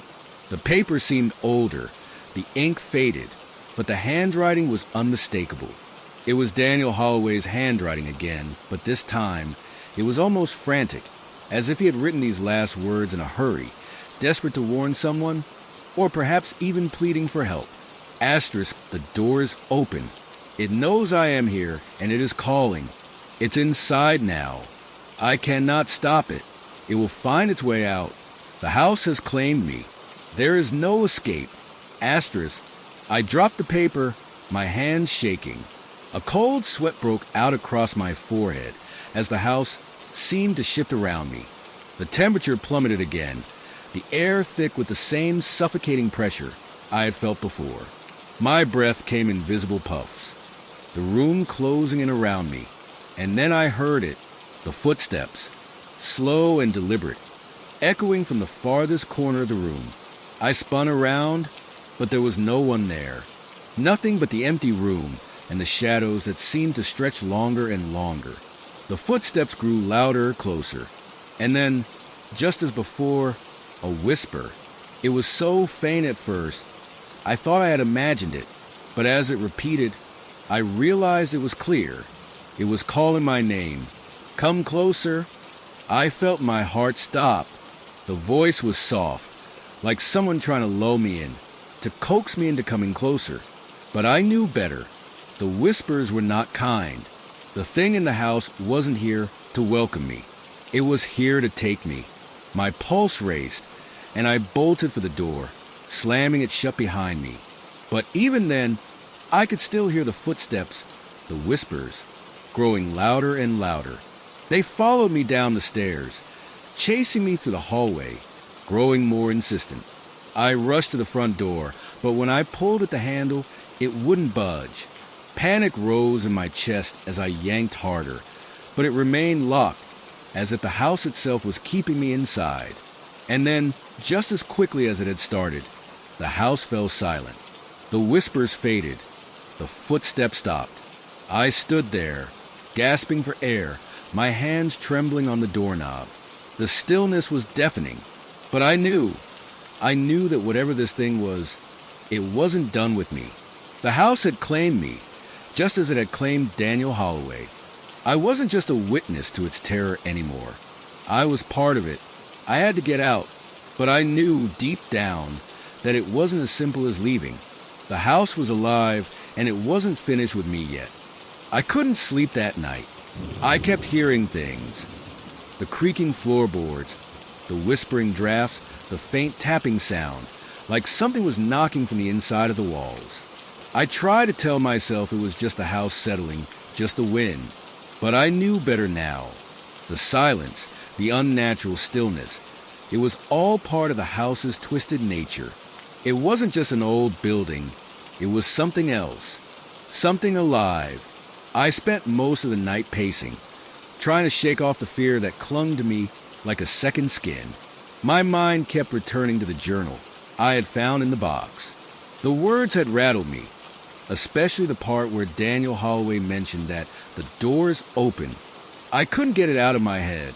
What door was he talking about? What had he opened? And why did it seem like he was trying to warn me? The next morning, I decided to find out more about the house's history. I had to know what had happened here before me. Maybe if I understood it, I could find a way to stop the haunting, or at least make sense of it. I couldn't keep living in fear, not like this. I went to the local library, hoping to find some old records or newspapers that might shed light on the house's past. I had heard rumors around town, whispers about its history, but no one seemed willing to talk about it. People would change the subject whenever I mentioned it. Some just looked at me with pity in their eyes. When I walked into the library, I went straight to the history section and began searching through old records. The librarian, an elderly woman named Mrs. Jenkins, watched me from behind her desk. I felt her eyes on me as I flipped through the pages of a dusty old book on the town's history. I ignored her gaze and kept reading, determined to uncover something, anything, that could explain the strange things happening at the house. Finally, after hours of sifting through old files, I found something. It was an old newspaper article, yellowed with age, tucked away in the back of a folder. The headline read, "Mysterious Disappearance of Daniel Holloway, Local Historian." I read through the article quickly. It was dated several decades ago, and it spoke about the disappearance of Daniel Holloway, the house's original owner. The article mentioned that Daniel had been obsessed with the occult, spending years researching ancient rituals and forbidden texts. Neighbors had reported seeing strange lights in the windows at night and hearing chanting echoing from the house. One of the most chilling parts of the article described how Daniel had been seen running from the house one night, pale and wild-eyed, screaming about a curse. He babbled about doors opening and things being unleashed. No one knew what had happened to him after that. Some said he had disappeared without a trace, while others believed he had gone mad from his experiments with the occult. But the most disturbing part was the mention of the house itself. It wasn't just the setting of his research, it was the source of it. The article hinted at a dark history, something tied to the land itself, something that had been there long before Daniel had moved in. It was as if the house had always been waiting for someone like him, waiting for someone to unlock its secrets. I felt a chill creep up my spine as I sat there, staring at the article. My mind raced with questions. Had Daniel been right? Had he opened a door, a gateway to something otherworldly? And had it followed him, just as it was following me now? I left the library in a daze, clutching the article in my hand. I needed to know more. The more I learned, the more it seemed like this wasn't just a haunted house. It was a place of ancient evil, a place that had been cursed long before I ever set foot in it. I drove back to the house, the weight of the information heavy in my chest. When I arrived, I immediately felt the shift in the air. The house seemed even darker, even more oppressive than it had before. It was as if it was waiting for me, watching me. I walked inside, but I didn't go up to the bedroom this time. I knew I had to investigate the rest of the house. If there was anything hidden, anything that could explain what was happening, I would find it. I started in the basement. The door creaked open with a loud groan as I stepped down into the cold, damp air. The basement smelled musty, and the floor was covered in dust. There were old boxes, broken furniture, and discarded items scattered across the room. But what caught my attention wasn't any of that. It was the walls. There were strange markings on the walls, symbols that seemed almost like runes, scratched into the wood. I ran my fingers over them, feeling the jagged edges of the carvings. They looked ancient, like something out of a history book, and I could sense the energy in the room shift. I stepped back, my heart racing. What had Daniel Holloway been doing down here? I found a small wooden chest hidden behind a pile of boxes. It was locked, but there was no hesitation now. I grabbed a metal rod from the ground and pried it open. Inside, I found more journals, more of Daniel's writings. These were different, though. These were more personal, more desperate. I flicked through the pages, reading bits and pieces as I went. Some of it was too disturbing to take in, but there was one entry that stood out. Asterisk, the house demands a price. It whispers to me at night. It is not a house anymore. It is something else, something ancient and hungry. The rituals must be completed. I must finish what I started, or I will never be free. Asterisk, the words felt like they were written just for me. The rituals, the hunger, the price. Suddenly, the air in the basement shifted, growing colder. I felt a presence behind me. I spun around, but no one was there. The shadows seemed to move, stretching and twisting in unnatural ways. I could hear breathing, slow and heavy, coming from the darkness. And then, just like that, the feeling disappeared. The air returned to normal, and I was alone again. But I knew it wasn't over. It was just beginning, and whatever had haunted Daniel Holloway had found me. Left that night, the journal clutched tightly in my hands. I couldn't shake the feeling that something was watching me, something ancient and hungry, like Daniel had written. The house creaked and groaned, but it was different this time. It wasn't just the usual sounds of an old building settling. It felt like the house itself was alive, moving, breathing in the dark. I tried to ignore it. I had to. I told myself I was overreacting, that my mind was just playing tricks on me. But deep down, I knew something wasn't right. The journal had confirmed my worst fears. This house was more than just a building. It was a prison, a vessel for something far older and more dangerous than I could imagine. The following evening, I decided to go back to the basement. I had to understand what Daniel had been doing down there. If there was a way to stop whatever had been unleashed, I needed to know the full story. I took the journal with me, determined to find more clues. The basement seemed even colder than before, the shadows deeper, more oppressive. I stepped carefully, my footsteps echoing in the silence. As I moved deeper into the room, I could feel the air grow thicker, heavier, as though the house itself was holding its breath, waiting for something. I reached the spot where I had found the chest. My eyes scanned the walls, still covered in strange symbols, but now they seemed to pulse, faintly glowing in the dim light. The symbols were shifting, changing. I could swear they were moving, rearranging themselves as if they were alive. I reached out, my hand trembling, and touched one of the marks.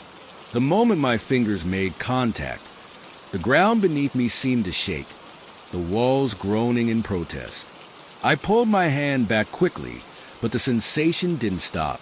A low hum filled the air, vibrating through my body, rattling my bones. And then it stopped. Dead silence. I stood frozen, unsure of what to do next. My heart pounded in my chest, my breath coming in short, panicked gasps. Something was in the house, something that didn't want me here. Suddenly, I heard a noise behind me, a low, creaking sound, like footsteps coming from the darkness. My breath caught in my throat, and I turned around, but there was nothing there, just the shadows, stretching long and twisted in the dim light. I didn't wait. I ran. My footsteps were loud and frantic as I raced back toward the stairs. The air felt heavier now, like I was wading through it, and every step felt like it took an eternity. When I reached the top of the stairs, I didn't stop. I ran straight to my bedroom, slammed the door, and locked it behind me. I collapsed onto the bed, my heart still racing. Sweat beaded on my forehead, and my hands were shaking uncontrollably. The house was alive. I was sure of it now. It was watching me, waiting for me to make a mistake, to let my guard down. And I couldn't keep running. I had to confront it. I had to face whatever was in this house. Even if it meant unlocking a part of the past, I wasn't ready to know. The next morning, I made a decision. I would search the house again, this time with purpose. I would find whatever Daniel had left behind, whatever cursed object or ritual he had used to open that door. And if I could stop it, if there was even a chance, I would do whatever it took. But first, I needed to figure out exactly what that door was. The idea of a door, an actual physical door, had been on my mind for days. Daniel's journal had mentioned it several times, but I hadn't been able to figure out where it was, or even if it existed anymore. I had no idea what kind of door he was talking about, but the more I thought about it, the more I felt it was tied to everything that had happened in this house. It was the key, the point of no return. I knew I couldn't ignore it anymore. I had to find this door. If there was any chance of stopping whatever was happening to me, I needed to uncover the full truth. And that meant going deeper into the house, into its very bones. The problem was, the house had already made it clear that it didn't want me poking around. Every time I tried to explore, strange things happened. Cold spots that made my skin crawl, whispers in the dark that I couldn't understand, and that damn tapping sound that seemed to follow me no matter where I went. But I wasn't afraid anymore. At least, I told myself I wasn't. I spent the entire day scouring the house, searching every corner, every crevice. The attic, the basement, even the walls, nothing. I found nothing that pointed to a literal door, just more strange symbols and faint scratches in the wood, as though the house itself was trying to communicate with me. But nothing concrete. That night, exhausted and on edge, I stood in the living room staring at the old fireplace. There was something about it that didn't sit right with me, something I hadn't noticed before. I knelt down and ran my fingers along the edges of the stone, tracing the cracks. They seemed deeper, older, like they'd been carved into the rock deliberately. I pressed harder, and a strange sensation ran through my fingertips, like the stones were warm, though the room was freezing. Suddenly, there was a sound, a soft click. The stones in front of me shifted slightly, revealing a hidden compartment in the wall. I gasped, my breath hitching in my throat as I reached for it. I had found something. Inside, there was a narrow wooden door, ancient-looking, covered in dust and cobwebs. It was small, tucked away in the shadow of the fireplace, barely noticeable unless you were looking for it. But I knew, without a doubt, that this was a door.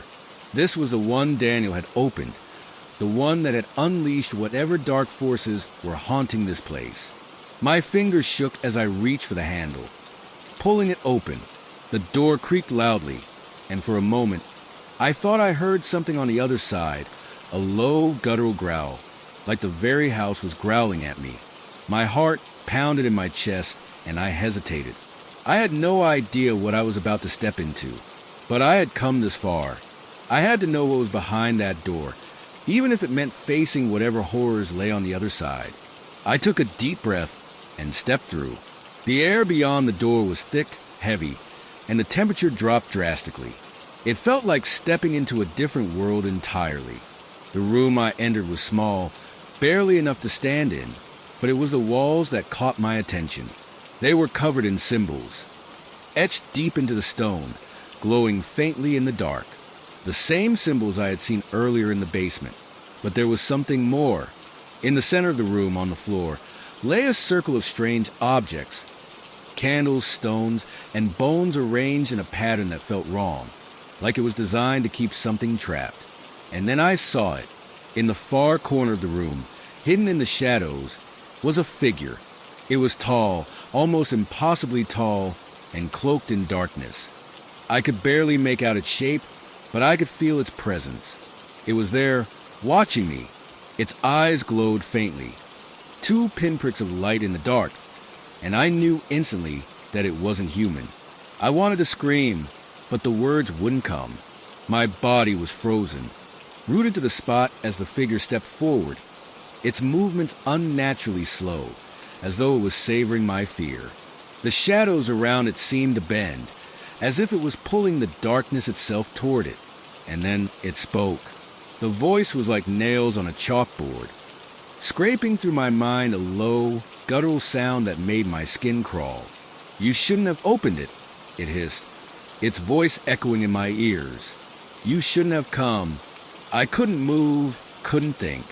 My mind was consumed by the overwhelming sense of dread that washed over me, choking me. My breath came in shallow gasps as I backed away, but the figure didn't stop. It kept coming, step by agonizing step, until I was pressed against the wall, trapped. I had to get out. I had to get out now. I turned and bolted for the door, but as I reached for the handle, it slammed shut on its own. The cold, oppressive air thickened, and I felt the shadows close in around me. I pounded on the door, but it wouldn't budge. The figure was closer now, its eyes glowing brighter as it reached out for me, its hand long and claw-like, its fingers stretching toward me like a nightmare come to life. And then, just as it was about to touch me, the house seemed to groan, a deep, ancient sound that rattled the very foundation. The walls trembled, the floor shook, and I felt the force of something pulling me away from the figure. With all the strength I could muster, I shoved the door open, stumbling back into the living room, gasping for air. The door slammed shut behind me, and the house fell silent once again. I collapsed to the floor, my heart racing, my body drenched in sweat. The room was still, the shadows flickering faintly in the corners, but the figure, whatever it was gone. I didn't know how I had escaped, but I knew one thing for sure. The house had just shown me its true nature. It wasn't just haunted, it was alive, and it was hungry. Whatever I had unleashed, it wasn't finished yet. And now, it was following me. The night I spent in that house after encountering the shadow was one of the longest of my life. I didn't sleep, not even for a minute. I lay in bed, wide awake, every creak of the house sounding like a warning. I could feel the walls closing in on me, the floorboards groaning as though they were shifting with some unseen purpose. The house was watching me. It wasn't just a figure in the dark. It was everything. The very air felt thick with a presence, something that had been there long before I arrived. I tried to make sense of what had happened. The shadow, the growling voice, the coldness. None of it made sense. Was it a ghost? A demon? Or something else entirely? And what had it meant by, "You shouldn't have opened it"? What had I opened? I could feel my sanity slipping. It was like the house was digging into my mind, poking and prodding at my fears until they were raw and exposed. Every room felt smaller, more suffocating. I couldn't tell if I was going mad or if the house was changing before my very eyes. The longer I stayed, the harder it became to tell what was real and what wasn't. The next day, I searched again. I had to find something, some clue, some way to fix this. I didn't know what I was looking for, but I knew I couldn't leave until I found it. I began in the basement again, drawn to it like a magnet. Every step I took seemed to echo in the silence, my heart pounding in my chest. The basement was colder now, the air thick with an oppressive weight. The faint hum I had felt before was stronger now, vibrating in the floor beneath me, making my teeth ache. The walls seemed to close in as I made my way deeper, and I could hear the soft sound of whispers, just barely audible, coming from all directions. At first, I thought it was the house settling, the usual creaks and groans. But the whispers, they weren't random. They were rhythmic, like a chant, a prayer, a summons. I stopped in my tracks, my breath hitching in my throat. The whispers were in a language I couldn't understand, but they felt familiar. They were old, ancient. I was no longer alone. I spun around, but there was no one there. Just shadows stretching across the walls, twisting and writhing as if alive. I could feel the coldness creeping up my spine, the whispers growing louder, more insistent. I backed away slowly, my heart racing. The air felt thick, like I was drowning in it, unable to breathe. I had to get out of there. I ran. The stairs felt like miles beneath me as I raced back to the main floor, my mind swirling with fear. What was it? What was down there? And why was it calling to me? I didn't sleep that night either. Instead, I sat on the couch, clutching the journal in my hands. Daniel's words echoed in my mind, his warnings about the curse, about the door. What had he been trying to say? What had he uncovered before everything went wrong? I had to read more. I pored over the journal for hours, but it wasn't until I reached the final pages that I found something that made my stomach twist. Daniel had written about a ritual, one that involved a sacrifice, a blood sacrifice. The door, he had said, could not be closed once it had been opened. It was like a crack in reality, a tear that would never heal. And if the tear wasn't sealed, the entity that had been awakened would remain, growing stronger, feeding off fear and despair. The only way to stop it, Daniel had written, was to offer a sacrifice, someone or something to close the door for good. The realization hit me like a ton of bricks. I had to make a choice. The house was calling to me. It wasn't just a shadow, it was everything. It wanted something from me, something I didn't understand. And if I didn't stop it now, it would only get worse. The whispers, the shadows, the cold, they were all leading me toward the same thing. I had to find the door again. I had to end it before it consumed me. I grabbed the journal and ran back to the basement. The air was thick with dread, but I didn't care. The whispers were louder now, almost deafening, and I could feel my heart pounding in my ears. The walls seemed to pulse with the rhythm of the chanting, the very foundation of the house shaking with the power of whatever was trying to break free. I reached the hidden door in the basement. It was open, just slightly ajar, like it was waiting for me. I could hear it now. The growl, the voice from before, low and rumbling in the darkness. You came back. I stepped through. The room was the same symbols on the walls, the same cold air pressing down on me. But this time, something was different. The shadows were thicker, darker, swirling around me like living things. I could feel them closing in, suffocating me. And then I saw it, in the corner of the room, standing tall and cloaked in darkness, was a figure again. Its eyes glowed, but they were different now. Brighter, fiercer, as if it had grown stronger since the last time I saw it. It was laughing. You should have left, it hissed, stepping forward, its movements slow and deliberate. But now you're mine, forever. I backed away, my heart pounding, my breath shallow and frantic. I had to get out. I had to escape. But the door slammed shut behind me, trapping me inside with it. The figure advanced, its shadow stretching across the floor, its hands reaching for me. I could feel its cold breath on my neck, hear its low growls in the back of my mind, like a whisper I couldn't escape. And then, just as it was about to touch me, the walls shook violently. The floor cracked beneath my feet, and the house groaned in agony. The shadows recoiled, as if something far more powerful than the figure was coming. And for a moment, I thought I saw something else, something even darker, reaching through the cracks in the walls. But before I could process it, the world seemed to shatter. I woke up in my bed, drenched in sweat, my heart racing.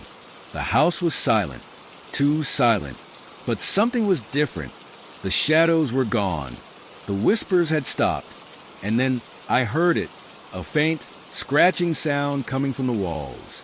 It wasn't over. It would never be over. I didn't sleep that night. Not really. Every sound seemed amplified, echoing through the house like a warning, a reminder that the darkness had not been vanquished. It had only retreated, biding its time. The walls creaked under its weight, as though the house itself was breathing in slow, labored breaths, waiting for the right moment to strike. The next morning, the world outside seemed normal. The sun was shining, birds chirping. Everything was as it should have been.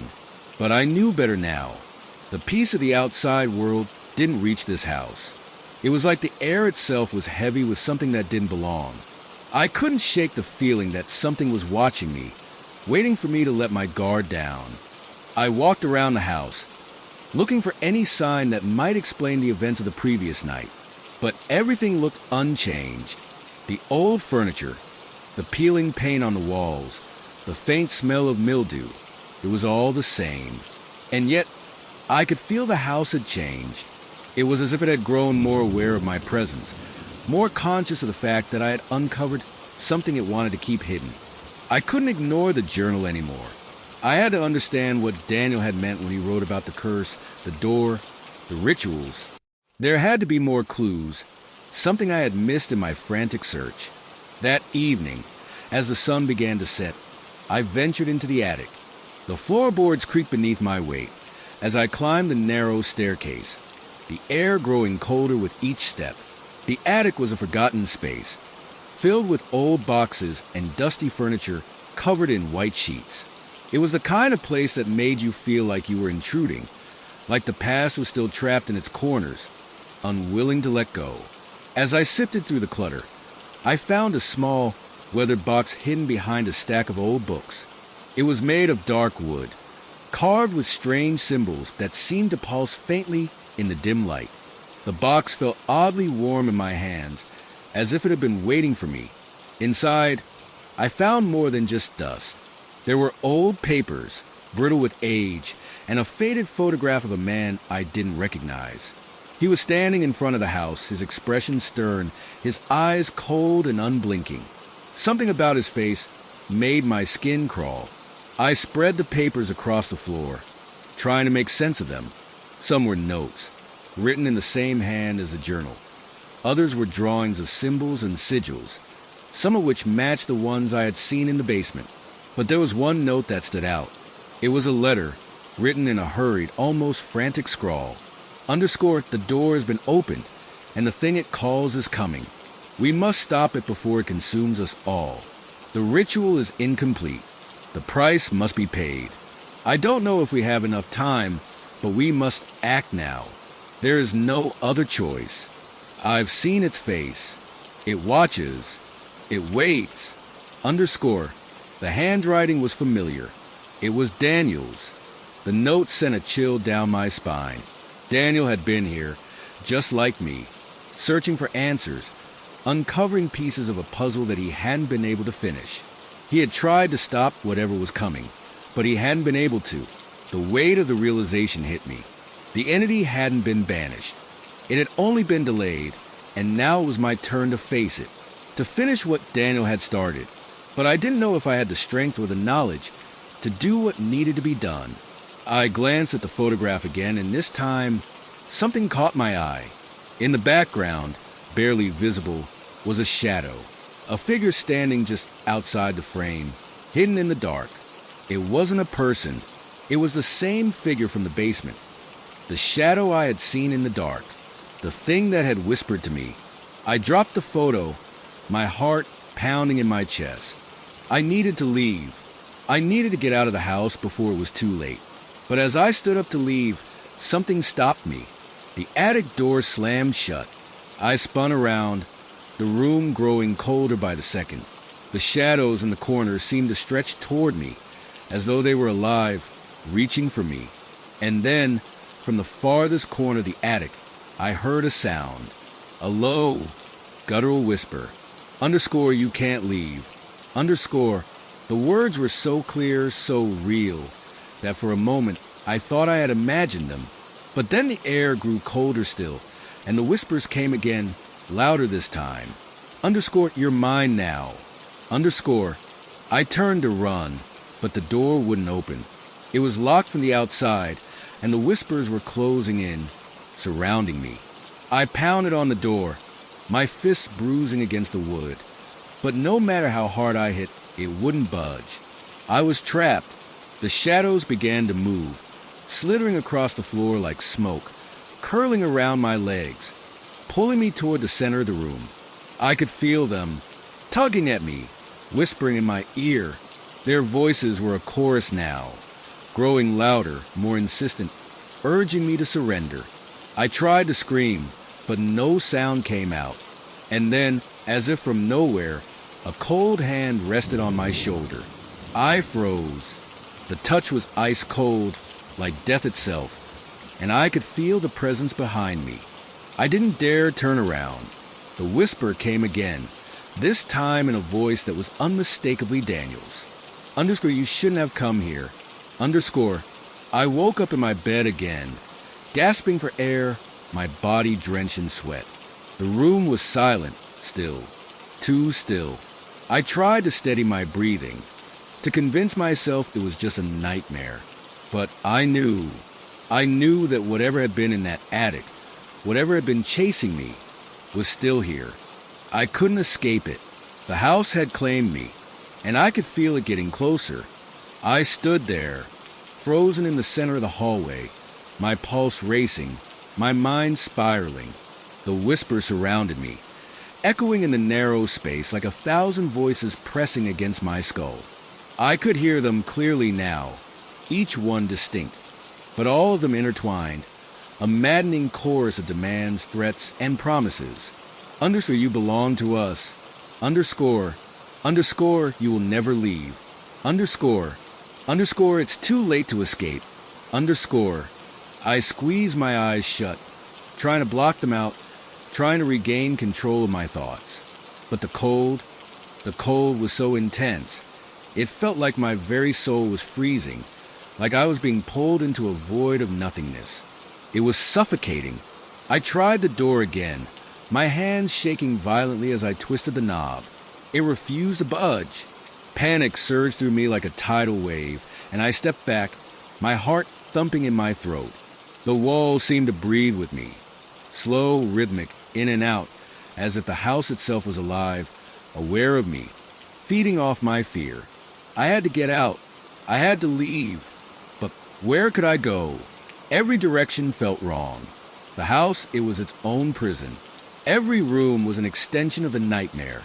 Every hallway, every window, every creaking floorboard held a promise of something lurking just out of sight, waiting to grab hold of me. I felt a pull toward the basement. The air seemed to beckon me, a deep, suffocating breath from below. The door to the basement had always been a source of dread, a place where shadows seemed to stretch and twist unnaturally. But now, it felt like the only choice. I ran toward it, my footsteps heavy on the floorboards, the shadows at my heels. I couldn't explain why, but I felt the undeniable need to face whatever waited below. Maybe it was the pull of the house's ancient power, or maybe it was the knowledge, deep down, that I couldn't escape unless I confronted it. I grabbed the basement door handle and wrenched it open. The air that rushed up from the stairs was thick, heavy, like the house itself was exhaling in relief. The steps creaked beneath my feet as I descended, the darkness growing thicker with each step. The basement was colder than I expected. The chill cut through my clothes, sinking into my bones. I could barely see anything. The only light came from a faint flicker at the far end of the room, an old lamp barely clinging to life. The shadows in the corners of the room twisted like they were alive, following my every move. As I stepped further into the room, I saw it. A large wooden chest, ancient and covered in dust, stood against the far wall. It was almost too still, too quiet, but there was something compelling about it, something magnetic. I approached it, my hands trembling as I reached for the lid. The moment my fingers brushed against the surface, I felt a sharp, icy jolt run through me, like a static shock. It wasn't just a physical sensation. It was a surge of energy, raw and unnatural. I hesitated, heart pounding.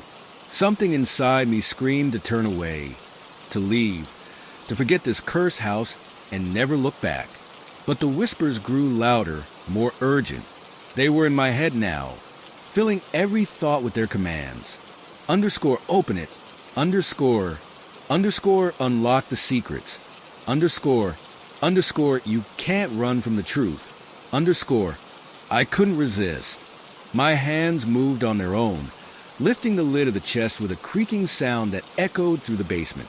Inside, there was nothing but old, brittle papers, yellowed and faded with age. I pulled them out, my fingers brushing against the brittle edges, until one paper caught my eye. It was a journal. The pages were old, the ink faded but still legible. I couldn't stop myself from reading it. Underscore, the rituals are complete.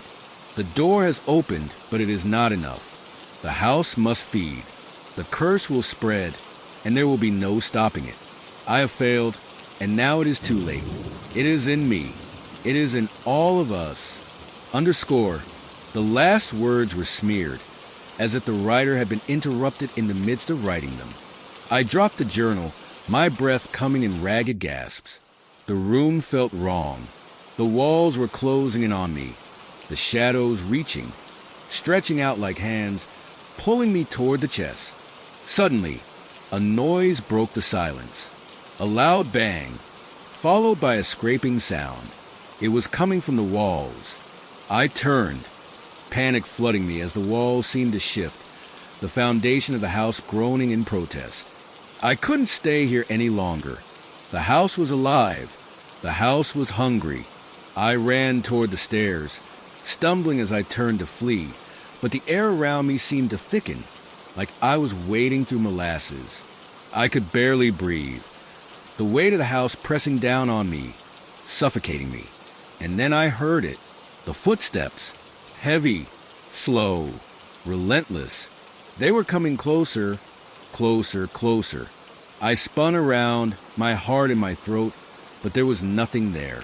The shadows shifted in the corners, their shapes warping and twisting, but there was nothing real to see. The footsteps didn't stop. I ran faster, my feet barely touching the ground as I made my way back to the basement door. I could hear them now, the sound of them close, so close. They were behind me. They were following me. I slammed the door open, stumbling into the hallway, only to freeze in terror. The front door was wide open, and there, standing in the doorway, was Daniel. His face was pale, his eyes empty, hollow. He didn't speak. He didn't move, but the air grew colder, the shadows pressing against me, pulling me back toward the basement. Underscore you can't leave. Underscore, the voice wasn't Daniel's. It was something deeper, something older, something that had been waiting. And just as quickly as he had appeared, Daniel vanished, his form dissolving into the shadows. I turned to run, but I couldn't breathe. The air had turned heavy, thick with something otherworldly, something ancient. The walls seemed to pulse around me, as if the house itself was drawing in a breath, waiting, anticipating. The darkness felt deeper than before, pressing against me, suffocating me with its unyielding grip. My heart pounded in my chest as I stumbled back toward the front door, my legs shaky, my mind racing.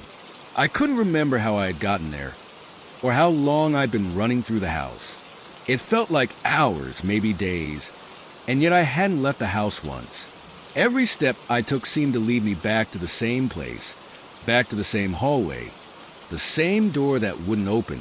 And then I heard it again, the footsteps, heavy, deliberate, and unmistakable.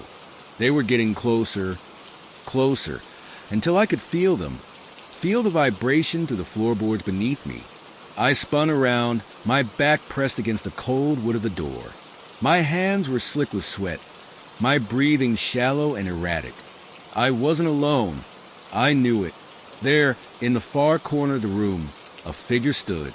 It was cloaked in darkness, its form indistinct, but I could feel its presence, feel it crawling under my skin, clawing at my mind. It wasn't human. It couldn't be. My mouth went dry as I tried to speak, but no words came out. I felt paralyzed, frozen in place as the figure took a step toward me, and then another. It was like the air had turned to ice, and the figure was the source of that chilling cold. My breath came out in visible clouds, each exhale a desperate attempt to gather the courage to move. But I couldn't. I was trapped. The house had me, and I couldn't escape. The whispers started again, louder now, a deafening cacophony of voices. They were all around me, in my head, in my ears, in my chest. They clawed at my sanity, their words fragmented and nonsensical. But one message was clear. Underscore, you're not meant to leave. Underscore, the figure took another step. The floor beneath my feet groaned, as if the house itself was reacting to its presence. I could feel the weight of it, this ancient, malevolent thing that had been waiting for so long. The footsteps stopped, and then the air shifted. I felt a sudden weight on my chest, as though someone or something had sat down beside me. I gasped, my lungs constricting, the cold seeping into my very bones. Something invisible was pressing against me, holding me down, suffocating me in a way that was worse than any physical restraint. I could barely move, barely breathe. It's too late. The voice was so close now. I could almost feel it on my skin. It was in my ears, in my mind. And it wasn't just one voice anymore. It was a chorus of voices, all speaking in unison, their tone low and guttural. You belong to us. You always have. I felt the ground tremble beneath me, the house itself shaking with an unnatural force. The walls cracked, splintering under the pressure. I heard something, the sound of whispers of shifting, of something moving through the house. The house was alive, feeding off me, feeding off my fear. My head spun as the world around me blurred. I couldn't focus. I couldn't think. The pressure in my chest intensified, as if something was squeezing the life out of me. And then, just as suddenly as it had begun, the pressure lifted. The cold receded. The voices stopped. I gasped, sucking in air, my chest heaving with the effort. The room was still, silent. The figure was gone. The house, it was still. But I wasn't alone. I could feel it watching me. Something was still there, something that would never let me go. I stumbled to my feet, desperate, trembling. I had to leave. I had to get out of the house before it consumed me completely. But the door, it wouldn't open. My hands trembled as I yanked on the handle. It was stuck, like it had been welded shut. I kicked at it, the noise echoing in the silence, but it wouldn't give. I could hear the faint sound of footsteps again, slow and deliberate, coming from behind me. It was the house. It was coming for me. I turned, my body moving on its own, and without thinking, I ran. I ran down the hallway, past the rooms that felt like prisons, past the walls that seemed to close in on me. The house seemed to shift, to twist around me, as if it were alive and trying to trap me. But I couldn't stop. I couldn't think. I had to get out. I reached the stairs, my heart pounding in my ears, and I didn't look back. I didn't dare. The air grew colder with each step, my breath coming out in frantic gasps. The house was chasing me.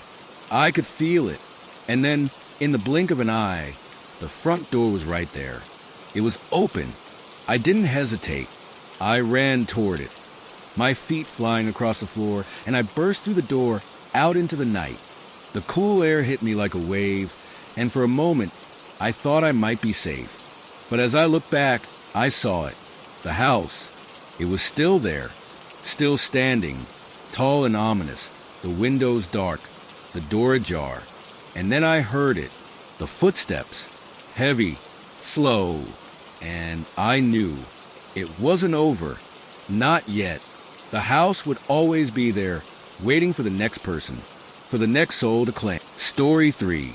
It had been a long, tiring day, but I was finally standing in front of my new home.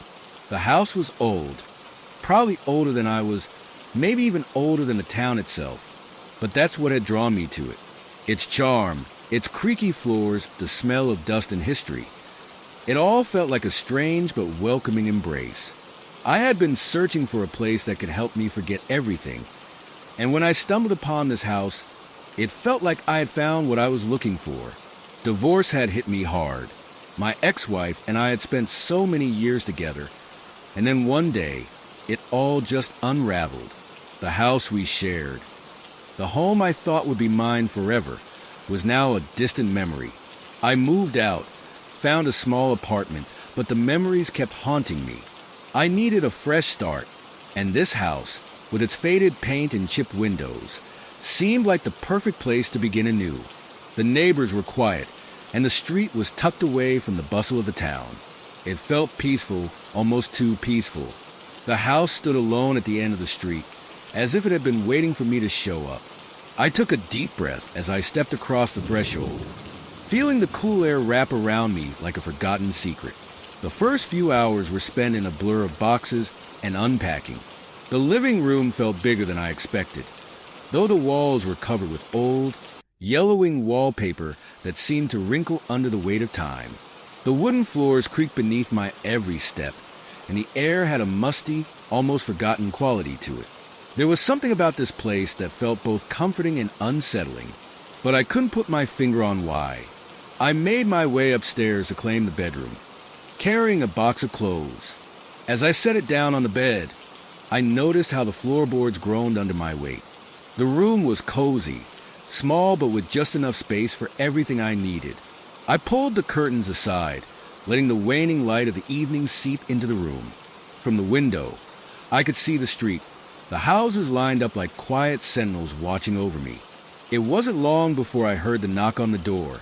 At first, I ignored it, thinking it was just someone passing by, but then the knock came again, sharp, almost insistent. With a sigh, I made my way down the stairs, wiping my hands on my jeans. Who could be visiting this late? When I opened the door, I was met with a woman who looked to be in her late 60s. She had a kind face, but there was something in her eyes, something that made me pause. "Hi," I said, offering a tentative smile. "Can I help you?" The woman nodded. "I'm Agnes. I live just a few houses down. I noticed you were moving in. I just wanted to introduce myself." I smiled back, appreciating the gesture. "Nice to meet you, Agnes. I'm Mark, just getting settled." She glanced behind me, her eyes lingering on the house. Her smile faltered slightly, like she was unsure of something. "This house, it's seen a lot," she said slowly, her voice quieter now. "It has a history." Her words sent a shiver down my spine, though I tried to brush it off as nothing. It was just an old house, after all. Old houses had their quirks. "I'm sure," I said, shrugging. "Old houses like this tend to have a few stories, don't they?" She nodded, but her gaze grew distant, as though she were remembering something that she wasn't quite ready to share. Then, almost too casually, she added, "Just be careful. The last person who lived here, well, they didn't last long. They left in a hurry, in the middle of the night, babbling about something, some kind of curse or ghost. I don't know what they saw, but it wasn't normal." My heart skipped a beat at her words. "A curse? A ghost? Really?" I asked, trying to mask the unease that suddenly crawled up my spine. Agnes nodded, her face serious now. "Yes, some say the house is cursed, but I wouldn't worry too much about it. You'll figure it out for yourself. Just," she hesitated, as if weighing her next words, "just don't go poking around too much. There are things in that house that aren't meant to be disturbed." I laughed it off, though it felt forced. "I'll keep that in mind. Thanks for the warning." She offered a smile, though it didn't quite reach her eyes. "Take care, Mark." And with that, she turned and walked back down the street, her footsteps fading into the quiet. I stood there for a moment, staring at the place where she had been. There was a strange heaviness in the air, like something unspoken was lingering between us. I shook my head, brushing off the feeling. It was probably just the weight of moving, I thought. Agnes was probably just an old woman with an overactive imagination. But still, the idea of a curse lingered in the back of my mind, like an itch I couldn't scratch. That night, as I settled into bed, I kept hearing the same things.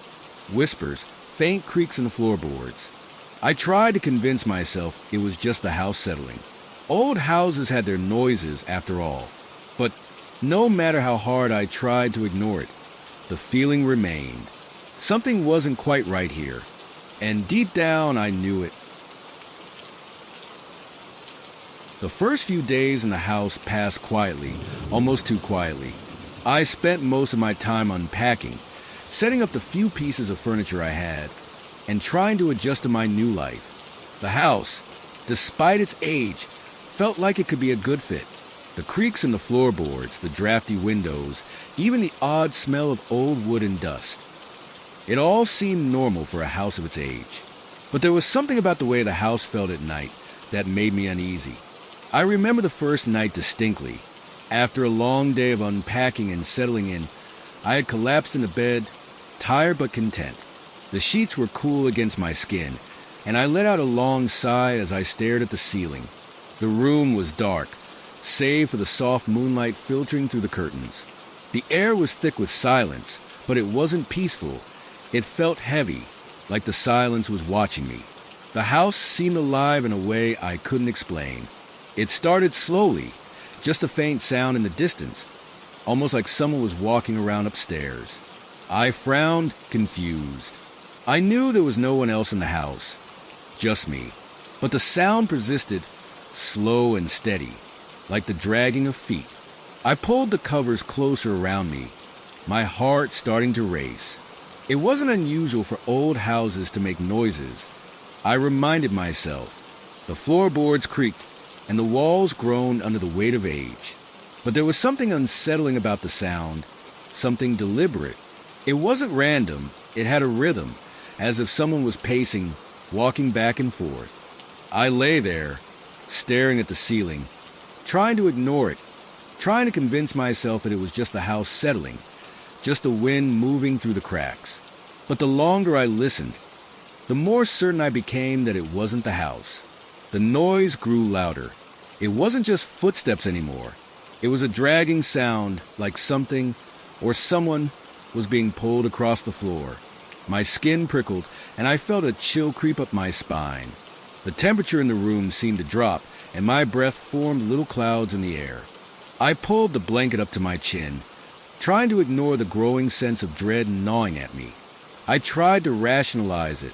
Maybe it was the wind outside, or maybe I had left something in the attic, shifting in the breeze. But no matter how hard I tried to convince myself, I couldn't shake the feeling that something was wrong. Just as I was about to sit up and investigate, the sound stopped. Silence returned, but it wasn't the comfortable silence I had grown used to. This one felt thick, oppressive, as if something was lurking just out of sight, waiting for me to move, to react. I lay there, heart pounding in my chest, listening for any sign of movement, any sound. But there was nothing. It was as if whatever had been walking around had vanished into thin air. I didn't sleep that night. I lay awake, staring at the ceiling, the weight of the house pressing down on me. I kept telling myself that I was just imagining things, that I was letting my mind get the best of me. But deep down, I knew something wasn't right. The next morning, I tried to shake off the strange events of the night. I didn't want to be one of those people who let their minds run wild, especially after everything I'd been through. But as I went about my day, I couldn't shake the nagging feeling that I was being watched. It wasn't until later that afternoon when I went outside to take a break that I saw her again, Agnes, the neighbor. She was walking slowly down the street, her eyes scanning the houses, her pace steady but deliberate. As soon as she saw me, she stopped and waved. I waved back, feeling a little uneasy. "Everything going all right?" she asked, her voice low. I nodded, though I wasn't entirely sure what to say. "Yeah, everything's fine. Just settling in." Agnes gave me a long, appraising look before responding. "Good, good. Just remember what I told you. The house isn't what it seems." I frowned, not sure if she was just being overly cautious or if there was something more to her warning. "What do you mean?" She leaned in a little, as though she were about to share a secret. "There are things that happen at night. Strange things. People in the past, well, they've heard things, seen things. Not all of them stayed long." I couldn't help but feel a little skeptical. "Like what?" "Footsteps." She nodded, her expression grave. "And other things. It's been a long time, but the house has a way of drawing people in. If you're not careful, it can take more than just your time. It can take your mind." Her words made my skin crawl.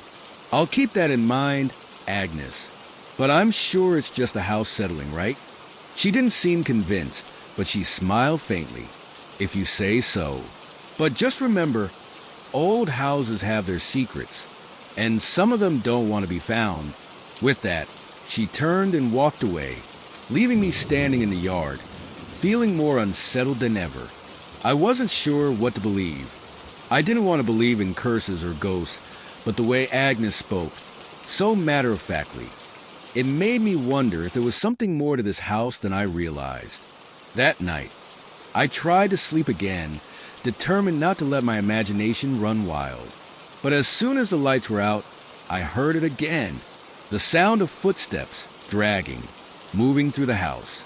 Only this time, they were closer, much closer. I held my breath, listening intently. The footsteps were unmistakable now, slow and deliberate, echoing through the hallways. And then there was a pause. A cold wind swept through the room, carrying with it the faint scent of something rotten. I shuddered, my heart pounding in my chest. I tried to move, to get out of bed, but my body refused to respond. It was as if something was holding me there, pinning me to the mattress. And then I heard it, a soft whisper, almost too faint to hear, but unmistakable. Get out. The voice was low, almost a growl, and it seemed to come from everywhere at once. It surrounded me, pressing in on all sides until I couldn't breathe. I bolted upright in bed, gasping for air. The room was dark, silent, but the fear was still there. I was wide awake now, heart hammering in my chest, sweating with fear. What the hell was going on? The next morning, I couldn't shake the terror from the night before. My hands were still trembling as I made my way downstairs, every creak of the old house under my feet making my stomach twist. I hadn't slept at all after hearing that voice, the whisper that felt like it came from the very walls. I tried to convince myself it was just a nightmare, a trick of the mind. After all, I had been through a lot lately. But deep down, I knew that what I heard was real. I made coffee, trying to ground myself in something normal, something that could pull me out of the nightmare I felt trapped in. The steam from the mug warmed my hands, but it didn't do anything to ease the cold creeping down my spine. I walked around the house, trying to keep myself busy.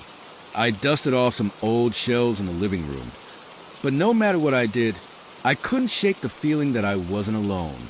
Every shadow seemed darker. Every corner seemed to hide something just beyond my reach. I decided to go out again, to clear my head. The sun was weak in the sky, casting long, thin shadows over the street. I knew I had to get out of the house, even if just for a moment, to break the eerie silence that had settled around me. As I walked down the sidewalk, I spotted Agnes in her front yard, trimming the overgrown bushes. She looked up as I approached, her sharp eyes studying me. "You all right?" she asked, her voice steady, though I could see the concern flicker in her gaze. I forced a smile, though I'm sure it looked more like a grimace. "Just needed to get some air. I've been inside all day." Agnes nodded slowly, setting the pruning shears down. "It's a good idea to get out every now and then. Fresh air helps clear the head." I hesitated before asking, "Agnes, last night I heard something. Footsteps and a voice. I thought it was just my imagination, but I'm not so sure now." She went still, her face growing even more serious. "I knew you'd hear it sooner or later. The house has a way of calling to people. Some of us, people who've lived around here long enough, don't like to talk about it. But I can tell you this, it's not your imagination. What you're hearing, what you're feeling, it's real." I swallowed hard, dread pooling in my stomach. "What is it? Why is it happening?" Agnes sighed, wiping her hands on her apron as if considering whether to say more. "It's the house itself. It has a past, a dark one. The original owner, a man named Edgar Caldwell. He was obsessed with things most people don't understand. The occult, rituals. He believed that certain rituals could open doors, gateways, to things not meant to be seen. Some say he succeeded. A cold shiver ran through me at the thought. "You mean like Ghosts?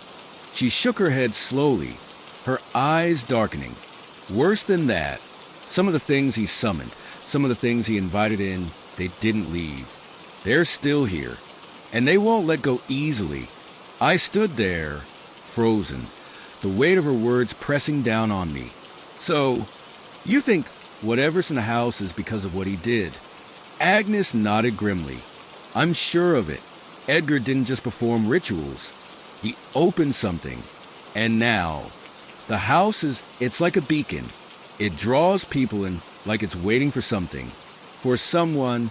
I took a step back, my mind reeling. You're saying the house is cursed.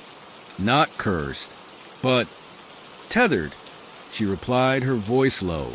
The energy here, it doesn't let go. It changes you, makes you see things, feel things, and the longer you stay, the harder it is to leave. Edgar never left. He died in that house in the attic, from something no one really understands. But he was changed by what he found, and it's still here. Her words hung in the air, heavy with fear. I didn't know what to say, how to respond. I could feel my legs growing weak, the ground beneath me spinning. Is there anything I can do? I finally managed to ask, though my voice felt small, almost desperate. Agnes looked away, as if she were thinking. Then, without a word, she turned and walked toward her house, leaving me standing there, unable to move. What could I do? Was there a way to fight whatever was in that house? Or was I already too far gone, pulled into the same trap that had claimed so many before me? I returned to my house in a daze, the silence within almost suffocating. It felt like the walls were closing in on me.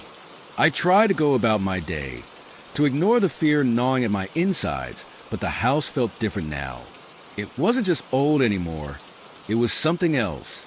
I could feel it watching me, waiting. That night, as the sun dipped below the horizon and the shadows crept deeper into the corners of the rooms, I could feel a change in the air. The temperature dropped again, colder than usual, and I could hear the familiar sound of footsteps above me, slow and heavy. This time, they seemed to move closer, closer than before. I told myself it was just the house settling, the wind howling through the gaps in the walls. But the moment I heard the whisper again, cold and clear, I knew I couldn't ignore it any longer. Get out. The voice wasn't just a whisper this time. It was loud, as if it were standing right behind me, breathing down my neck. I whipped around, but there was nothing there. No one, just the emptiness of the house, stretching on, as if the walls themselves were closing in around me. I felt the weight of the air on my chest, crushing, suffocating. It was like something was in the room with me, its presence so thick I could almost taste it. I reached for the light, my hand shaking, but the bulb flickered and died, plunging me into darkness. The footsteps started again, now much louder, directly above me. And then, the worst part, a cold, damp breath on the back of my neck. I froze, my heart slamming in my chest. I couldn't move, couldn't scream. And then, just as suddenly as it had begun, it stopped. The room was silent again, eerily so. But the air, thick with dread, still clung to me, refusing to let go. I had to leave. I didn't care where I went. I just had to get out. But as I grabbed my coat and headed for the door, I heard one final sound, a soft, distant chuckle, as if something was waiting, watching, content in the shadows. I stepped out into the cold night, feeling the weight of the house behind me, and for the first time, I truly felt like I had made a terrible mistake.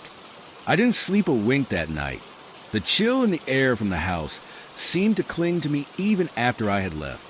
I walked around the neighborhood aimlessly, too scared to go back home.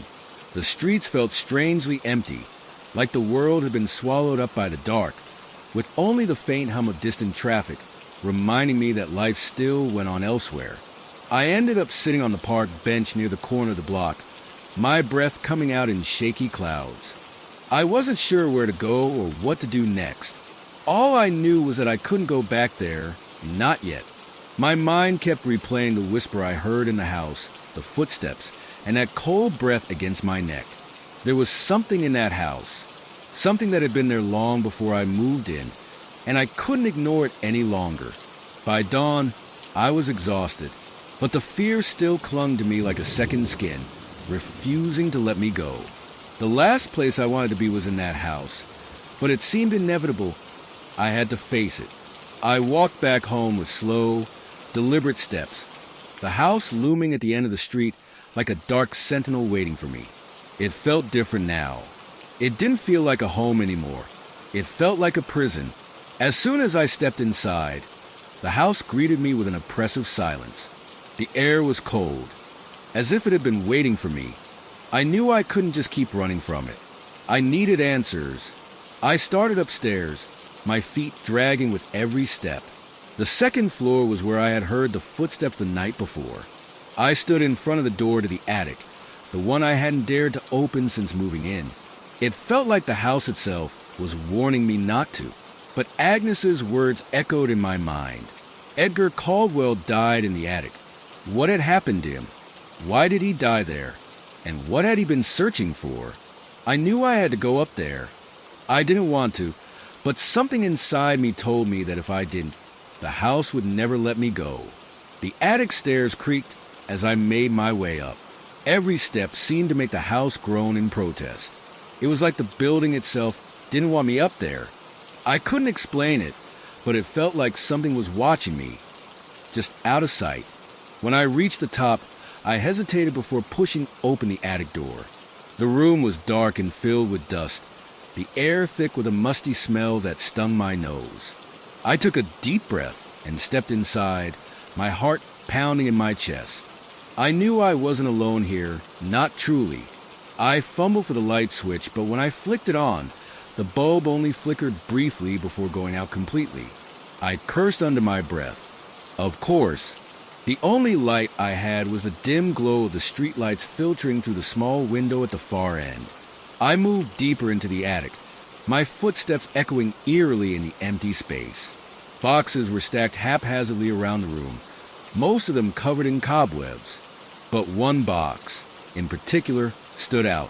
It was old, made of wood, and had strange symbols carved into the surface. The moment my eyes landed on it, I felt an unsettling shiver run through me.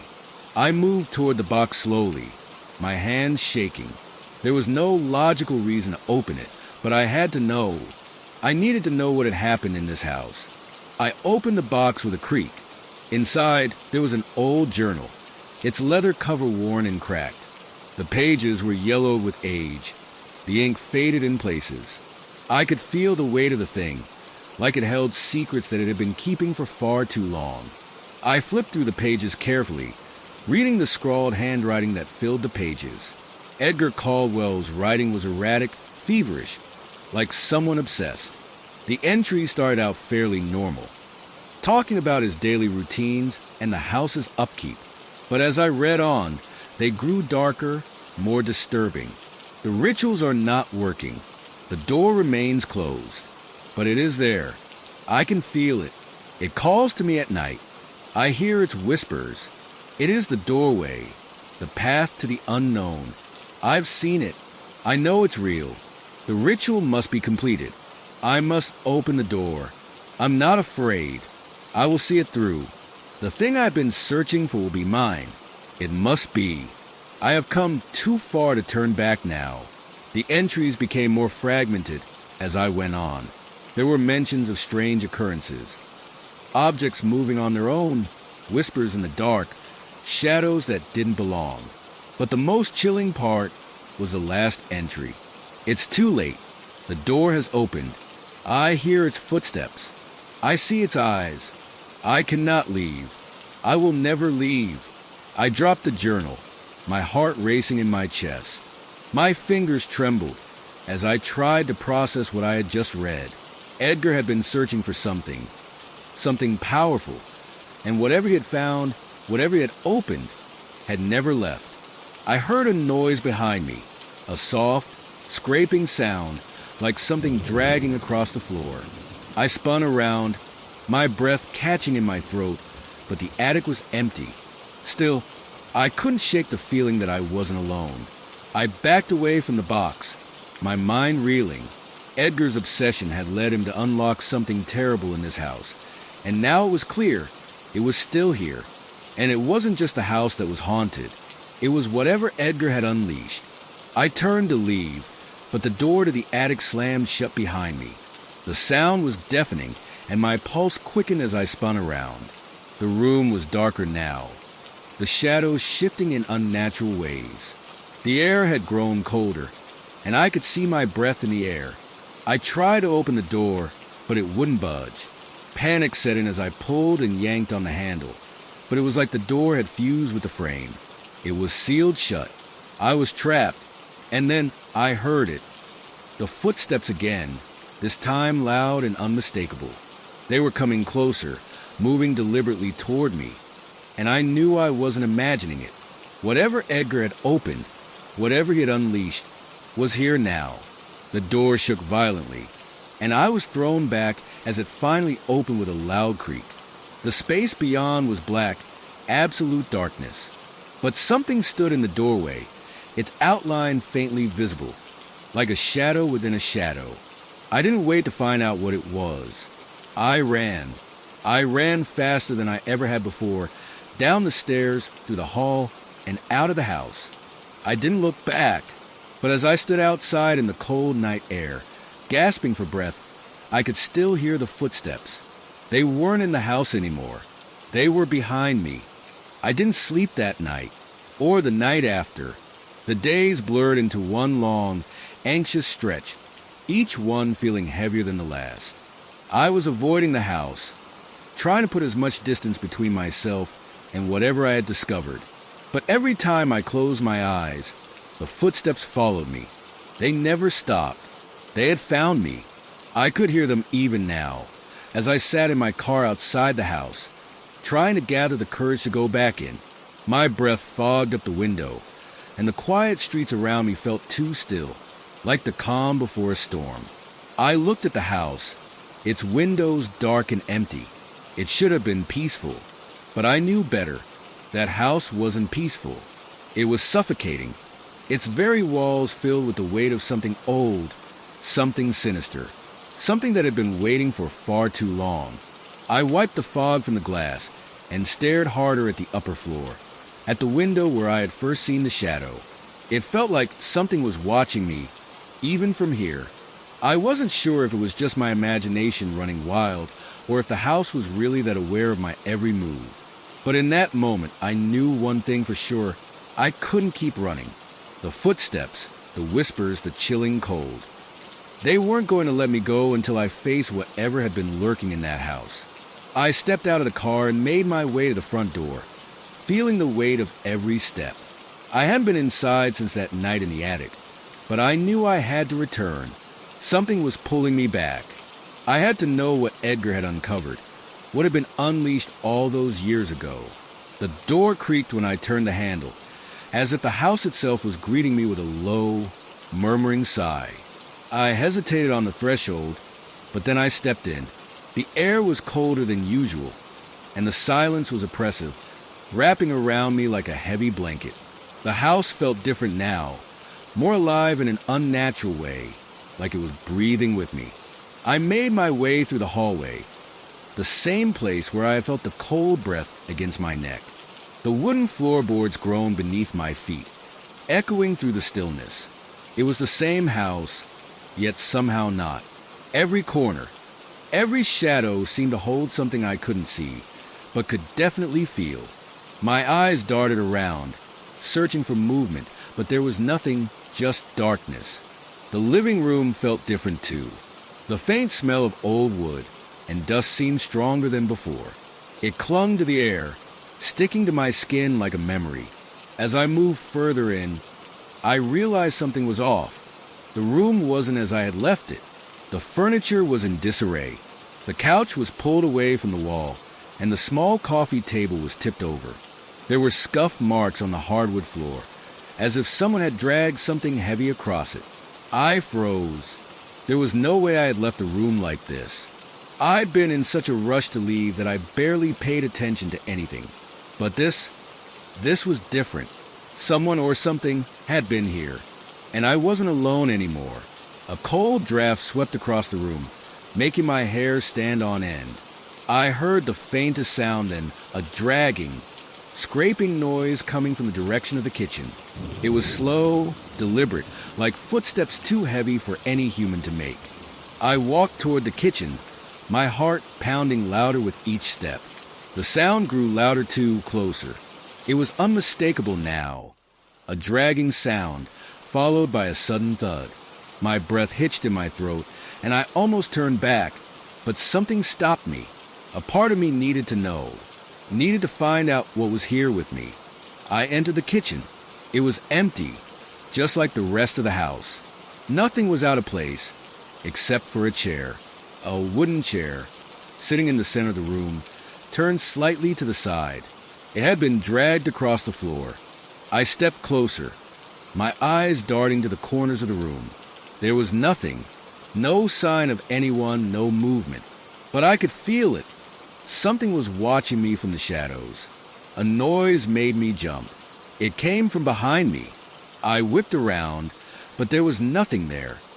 Nothing except the dim light of the kitchen and the eerie quiet that felt like it was pressing in from all sides. I was about to turn back when the temperature dropped drastically. My breath misted in front of me. My hands trembled as I reached for the light switch, but before I could touch it, the door slammed shut behind me. I spun around, heart racing, but there was nothing. The house was still, too still, but I wasn't alone. The air felt heavier now. The pressure building like a storm was brewing inside the walls. I could hear it, the soft sound of footsteps behind me, coming closer with each passing second. They weren't my own. I spun around once again, my pulse thrumming in my ears, but still, I saw nothing. The kitchen was empty, but I felt the presence. Something was in here with me, moving just out of sight.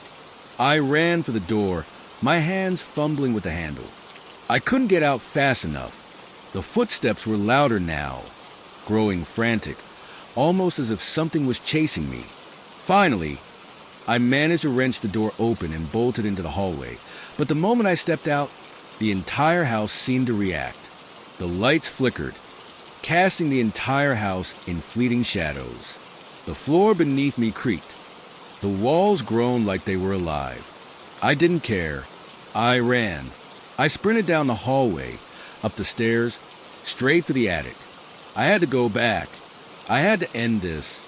I didn't know how, but I couldn't keep running from it anymore. The attic door was open. I had never left it that way. I didn't wait. I ran inside, slammed the door shut, and locked it behind me. The room felt suffocating, like it was closing in on me. I could still hear the footsteps, but this time they were different, closer, and I could feel them moving up the stairs toward me. The air was colder now. I could feel it on my skin, a bitter chill that seeped into my bones. And then a sound that I couldn't ignore, breathing. It was coming from behind me, just over my shoulder. I spun around, but there was nothing there. No one. Only the cold, empty space of the attic. I didn't wait any longer. I ran out of the attic, back through the house and out the front door. But the footsteps didn't stop. They followed me. They were still behind me. I didn't sleep at all that night. I couldn't. The events of the last few hours had left my mind reeling, my heart pounding in my chest like a drum. I kept hearing the footsteps, the deep, dragging sound, the unmistakable sense that something was waiting for me in the house, something that I had no chance of escaping. But I knew I couldn't run forever. I couldn't just leave, not without understanding what had been unleashed in that place. Whatever it was tied to the house, to its past. I had to know the truth. The next morning, I didn't waste any time. I couldn't bear the thought of lingering. I gathered what little courage I had left and went straight to the attic. If there was anything in this house that could explain what was happening, it would be there, hidden away among the dust and forgotten things. I had to find it, whatever it was. The attic door creaked as I opened it. The same sound it had made the night before, But today it felt different. The air was thick, charged with something I couldn't quite name. I stepped inside, my eyes scanning the dim, cluttered space. There were old trunks stacked against the walls, piles of yellowed books, and dusty furniture covered with old sheets. The place looked like it hadn't been touched in years, which made sense. It was the last place anyone would think to look. But I wasn't here to sift through the junk. I was here for one thing: answers. I walked deeper into the attic, searching for something, anything that might give me a clue. It didn't take long before I found it, an old, weathered box tucked behind a stack of old blankets. It was small, made of dark wood with brass hinges, and it looked like it had been there for a long time. Too long. I almost hesitated before opening it, but then the sound of those footsteps echoed in my mind, dragging me forward. I opened the box. Inside was a thick, leather-bound journal. Its pages were yellowed with age, and the ink had faded in places, but it was still legible. It was heavy, and when I touched it, a coldness ran through my fingers, making my skin prickle. I had no idea why, but I felt like I had just unlocked something I wasn't supposed to, something that should have stayed hidden. The first few pages were filled with normal, mundane entries about the house. Notes about repairs, the occasional neighborly visit, and the mundane details of daily life. But as I turned the pages, the entries became unsettling. September 16th, 1973, one entry began, "The house feels different today." I can't explain it, but there's something in the air, something watching me. I swear I heard footsteps last night, but when I checked, no one was there. The house is settling, I tell myself, but I don't know anymore. There's something wrong with the walls, the floor. It creaks too loudly, as though it's trying to say something. I'm starting to hear things that aren't there. I pause, my heart racing as I read those words. They were eerily similar to the things I'd been experiencing myself. I turned to the next page. October 2nd, 1973, the next entry read, "I found something in the basement. I don't know what it was, but it was buried under the floorboards beneath the old rug. A small box. I opened it, and I wish I hadn't. Inside was a necklace, old, tarnished, and something else, a small black stone. It radiates a coldness that I can't shake. I don't know what it is, but I've been hearing footsteps ever since. They're coming from the attic now, and there's something in the walls. I can hear it scratching at night. I feel like I'm being watched. My throat tightened. This was a beginning. The house had been cursed long before I moved in. Whatever had happened to Edgar, to the people who had lived here before me, it all seemed to be tied to whatever he had found in that basement. I flipped through the pages more quickly now, desperate to understand, but every entry was worse than the last.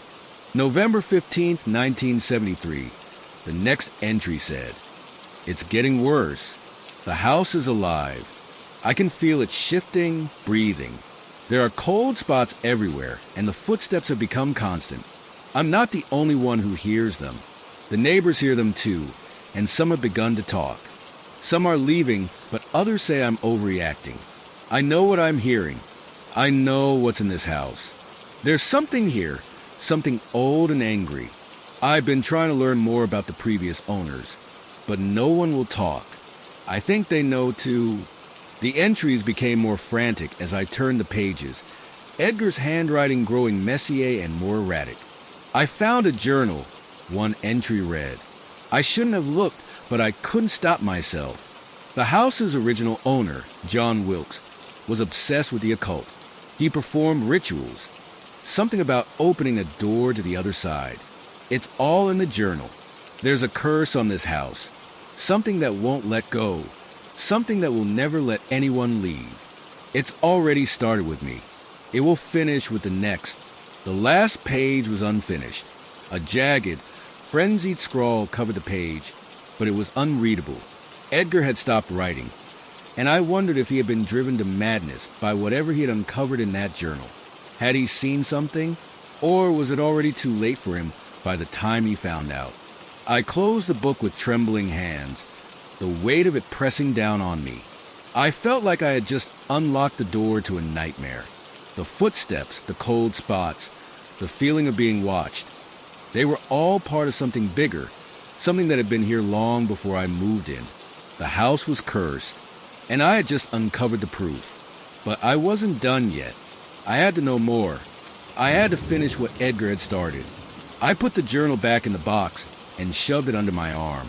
I was leaving the attic, but not for good. I had to dig deeper. I had to face what was in that house. I wasn't sure if I was ready, but I knew that if I didn't, whatever had taken Edgar would eventually come for me. The house wasn't done with me yet. The weight of the journal felt like a curse in itself. Every step I took down the creaky stairs with it under my arm felt heavier, as if the house itself were pulling me back toward the attic. I couldn't shake the feeling that I was being watched, even though there was no one there. The house seemed alive with something ancient, something that had been waiting for me, waiting for someone like me to uncover its secrets. I didn't know where I was going, but I couldn't stay in my room anymore.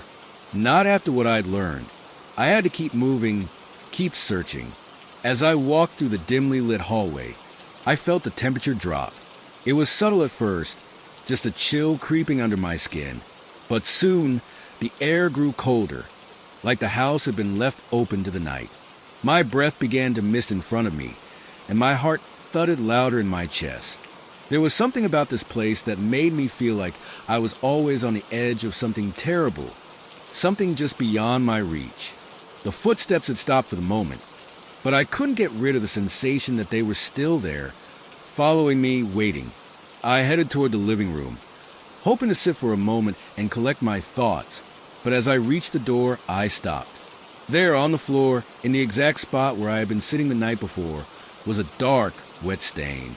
At first, I thought it might have been from spilled water or something I hadn't noticed, but as I bent closer, I saw that it wasn't water at all. It was dark, thick, almost like blood. My stomach twisted, and I felt a wave of nausea hit me. I backed away quickly, my heart racing. I hadn't spilled anything, and I was sure it hadn't been there earlier. My mind raced. The house had been silent when I entered, but I had heard whispers, hadn't I? The echoes of the past, perhaps stirring back to life. The blood was the house's way of reminding me. I was never alone here. It was watching me. I couldn't stay there.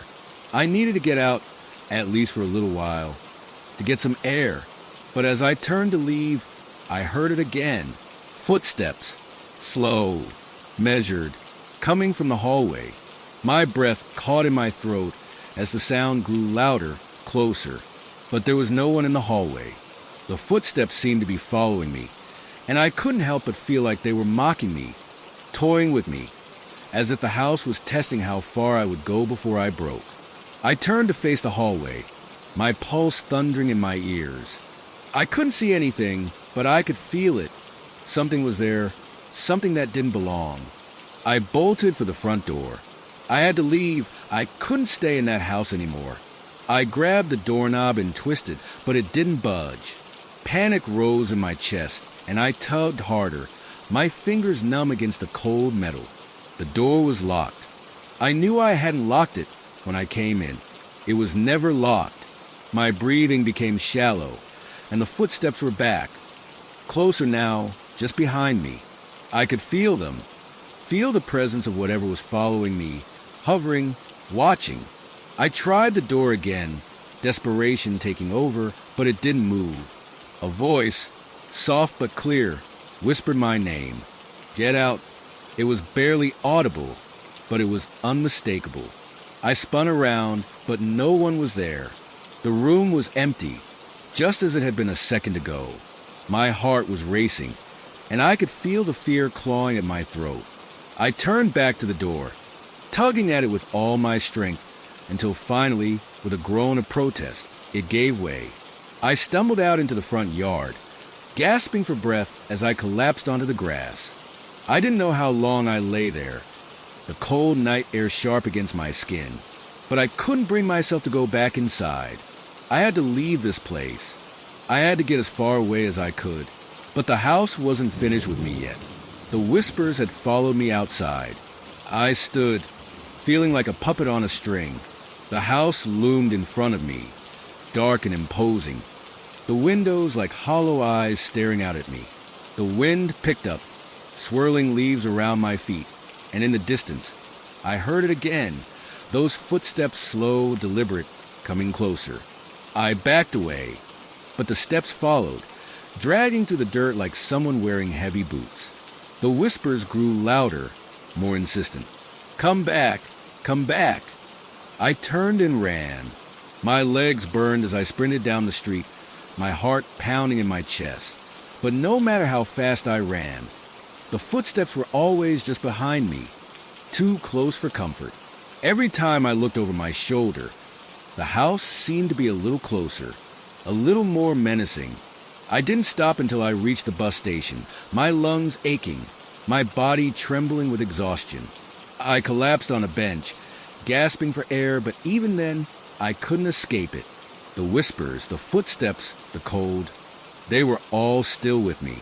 The house was still there waiting. I don't know if it's the house that's haunted or me. All I know is that I'm not going back. And yet, I hear the whispers sometimes, even now. At night, when I'm alone, I feel the cold on my skin, the pressure of eyes watching me. And no matter how far I run, I wonder if I'll ever be free of whatever is still inside that house. I don't think I ever will be. I didn't expect the nightmares to come so quickly. I thought maybe I would find peace after leaving the house, but the terror that had haunted me inside those walls followed me home. Every night since I left, the dreams have been the same, endless corridors, cold air brushing against my skin, and the same footsteps echoing behind me, growing louder, closer, until I wake up drenched in sweat. But tonight was different. I couldn't sleep at all. The air in my apartment felt heavier than usual, oppressive in a way I couldn't explain. The city outside was silent, as though the world itself had stopped. I tried to shake the feeling, tried to ignore it, but the dread was too thick to escape. My phone buzzed on the table, breaking the stillness.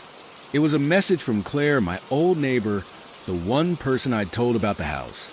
She had been quiet for a while, and I hadn't expected to hear from her again. I picked up my phone, hesitated, and then opened the message. I found something, she wrote. You need to see this. I frowned, my stomach twisting. I didn't know what she had found, but I knew it wasn't going to be good. I quickly texted her back, asking for more details, but she didn't respond right away. Instead, my phone buzzed again, and this time it was a photo. My breath caught in my throat when I saw it. It was a picture of the journal I had left behind, the one I had found in the attic, the one with the terrible rituals and the stories of the house's past. But this was different. The page she had photographed was one I hadn't noticed before. It was a page from the very back of the journal, one that seemed out of place. The ink was smeared, as though it had been hastily written, and the words were jagged and frantic. The door was open not just for us. It listens now, it waits. The curse is stronger with each passing year. The one who enters must never leave. My fingers shook as I read the message over and over again. It was the same thing, the same warning that had been scrawled in the margins of my mind ever since I first stepped foot into the house. The door had been opened, and it wasn't just a house that had been changed, it was me. I glanced up from the phone, as though the darkness in my room had suddenly come alive. The weight in the air grew heavier. I could feel it, like a pressure on my chest, and the temperature seemed to drop. It was as if something was pressing against the walls of my apartment, trying to force its way in. The hairs on the back of my neck stood up. The footsteps, they were back. I bolted upright, heart pounding in my chest. I couldn't hear them clearly, but I could feel them creeping closer. They weren't just in the hallway. They were in my head, echoing with each beat of my heart. The house hadn't just been haunted by spirits. It was cursed. The journal had warned me about it, but I hadn't understood until now. Whatever had been waiting in the house, it was still there, still calling me back. And it wasn't just the house. It was me. I grabbed my coat and rushed out of my apartment, not bothering to lock the door behind me. I didn't care anymore. I just had to get away. I didn't know where I was going, but I couldn't stay there, not with the whispers growing louder in my head, not with the feeling that something was watching me from the shadows. I ran through the streets, past dark alleys and empty storefronts, the world around me strangely quiet. The closer I got to the house, the louder the footsteps became until they were deafening, pounding in my ears like a drumbeat. I didn't know if I was hearing them in the world or in my mind, but it didn't matter. It was all real. I reached the house, and it loomed before me, the windows like dark eyes watching my every move. The door was still ajar, just as I had left it, and I hesitated for a moment before stepping inside. The air inside was thick with the stench of decay, and I immediately felt the coldness seeping into my bones. The house hadn't changed, but it had, in a way I couldn't explain. The walls seemed to pulse, as though the house itself was breathing. I didn't know what I was looking for. I just knew I had to find it. Something that could end this. Something that could make it stop. I walked slowly through the house, my footsteps echoing in the silence. Each creak of the floorboard sounded too loud, as though the house was listening, waiting. I reached the living room, the place where I had first encountered the strange noises, and stopped in my tracks. There, lying on the floor in front of the fireplace, was the same journal that had haunted my thoughts for days. But this time, it was open to a different page. I knelt down, my hands trembling as I turned the pages, searching for anything that could help me understand what was happening. It didn't take long to find it. There was a drawing on the next page, an old, faded image of a door. But it wasn't just any door. The door was surrounded by strange symbols, runes I didn't recognize, and a thick black ink that had bled through the page. The words beneath the drawing were clear. To close it, you must seal the door. But only one will survive. I froze. This was it. The door.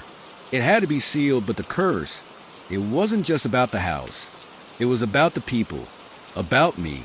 I was the one who had opened it, and I was the one who had to close it. But there was no way to know if I could survive what was waiting on the other side.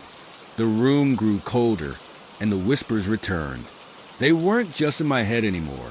They were in the walls, in the floorboards, in the air itself. I could hear them clearly now, and they were speaking directly to me. Close the door or be consumed. I didn't have much time. I had to act, but as I turned to leave the room, the door slammed shut behind me, trapping me inside. The house had made its choice. And now, I had no choice but to face whatever was waiting for me. Chapter 10. The Truth in the Dark. I had been running on pure instinct, my breath ragged, my heart pounding like a drum in my chest. But no matter how fast I moved, I couldn't escape the feeling that something was just behind me, watching me, waiting for the right moment to strike. It was the darkness that terrified me most, the way it seemed to move, to shift, as if it were alive. The house had become something else entirely, a living, breathing entity that was aware of me, aware of every move I made. I stumbled through the hallway, my legs shaking, my mind screaming for an escape. The heavy footsteps had stopped, but the silence was worse. The stillness pressed in on me like a weight I couldn't shake off.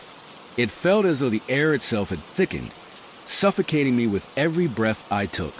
I reached the door to the basement and hesitated, my fingers trembling on the cold brass doorknob. The basement had always been off limits. I never liked the idea of going down there, too dark, too cold. But now, standing in front of it, I knew there was no other choice. The house was pulling me in, drawing me towards its heart, and if I didn't go down there, I knew I'd never find peace. I turned the doorknob, and the door creaked open with a groan that sent shivers down my spine. The air that rushed up from the stairs was thick with the scent of dust and mildew, mixed with something else, something faint but unmistakably off. My stomach churned, and I felt a wave of nausea hit me. But I forced myself to step down into the dark. The basement was even colder than I had imagined. The darkness was impenetrable, the kind that felt as if it had been in place for centuries. I fumbled for the light switch, but found nothing. Of course, The power had gone out again. It was like the house was punishing me, trying to drive me to the edge of my sanity. I reached into my pocket and pulled out my phone, using its weak flashlight to cut through the shadows. The beam flickered as I descended the stairs, casting long, twisted shadows against the walls. It was a small, cramped space, dusty and cluttered, with old furniture covered in cobwebs and boxes stacked high in the corners. But what caught my eye wasn't the furniture or the boxes. It was a doorway, a small, narrow door at the back of the basement that I had never noticed before. It was barely visible, hidden behind a pile of old boxes and furniture, as if it had been forgotten. I walked toward it, my breath catching in my throat. There was something about the door, something that felt wrong. My fingers brushed against the cold, splintered wood as I reached for the handle. The door creaked open, and a gust of cold air hit me, almost knocking me off my feet. Beyond the door was a small room, barely big enough to move around in. The walls were lined with shelves, but it wasn't the shelves that made my blood run cold. It was what was on them. Books, hundreds of them, old, leather-bound tomes that looked like they hadn't been touched in years. But that wasn't what unnerved me the most. No, it was the symbols carved into the walls. Strange, swirling symbols, etched into the wood as if someone had scratched them there in a frenzy. They were unlike anything I had ever seen before. They didn't belong in this world. I stepped into the room, my foot scraping against something hard on the floor. I looked down to see a thick, ancient-looking book, its cover adorned with the same symbols I had seen on the walls. I bent down, my fingers trembling as I picked it up. It felt heavy, like it was made of stone, and I could feel a strange energy pulsing from within it. I opened the book, and the air around me seemed to shift. The words on the pages were written in a language I couldn't understand, but the symbols, those same spiraling marks, were everywhere. The pages were thick and yellowed, like they had been handled by countless hands over the years. But as I flipped through the pages, one particular section caught my eye. It was a diagram, a detailed drawing of a door, one that looked eerily similar to the door I had found in the basement, and surrounding it were more symbols. The diagram showed what appeared to be a ritual, a summoning. The ritual was meant to open the door, to bring something through from the other side. The realization hit me like a punch to the gut. The door wasn't just a door. It was a gateway, a portal. And whatever had come through was still here, still watching me, still waiting for the next victim. I could feel the weight of the house pressing down on me, like it was alive, like it was feeding off my fear. I slammed the book shut and backed away from the shelves, my heart racing. My eyes darted around the room, but I couldn't shake the feeling that I wasn't alone. A noise, a soft creak, followed by a shuffling sound like footsteps. I turned quickly, my flashlight flicking around the dark room, but there was nothing. Nothing except for the creeping chill that had settled into my bones. The footsteps continued, growing louder, more distinct. I was no longer alone. Whatever had been released when the door had been opened was here with me, moving through the darkness, waiting. I turned and ran, stumbling over the piles of old furniture and boxes as I raced back up the stairs. My pulse pounded in my ears, and every step felt like a trap, as if the house was shifting around me, trying to keep me in its grip. When I reached the top of the stairs, I paused, gasping for breath. The silence had returned, but it was deafening. The kind of silence that made every small sound feel like a scream. And then I heard it again, the soft, shuffling footsteps moving toward me. Slowly, deliberately. The house was awake, and it was coming for me. The door slammed shut with such force that I felt the shockwave run through my entire body. For a moment, everything was still. The only sound was my breath, ragged and panicked in the suffocating silence. My heart raced as I fumbled with the doorknob. My hands slick with sweat, but the door wouldn't budge. It was as if it had locked itself. No, not locked, but sealed, as if it had always been meant to remain shut. I backed away from the door, my eyes wide with fear, and in that moment, I knew something was very wrong. Something had changed in the house. It wasn't just the air that had grown colder or the darkness that pressed against me like a suffocating weight. It was a feeling of presence, of something watching me, something close, so close that it almost felt as though it was standing right behind me, breathing on the back of my neck. I spun around, expecting to see a figure, but there was nothing. The room was empty, save for the thick, lingering shadows that seemed to stretch unnaturally long. The fireplace was cold, the room quiet, too quiet. And yet, I could feel it, the presence. It wasn't a shadow or a ghost, but something much older, more ancient, something that belonged to this house long before I ever stepped inside. My thoughts spun wildly.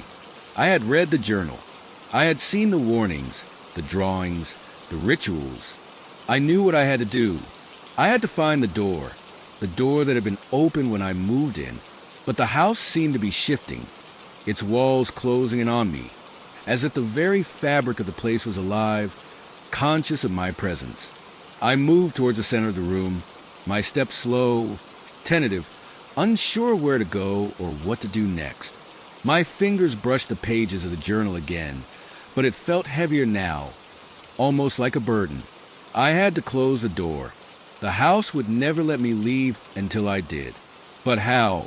The drawing in the journal. It was clear now. The door was not just a physical object. It was something that existed beyond the house itself, beyond time.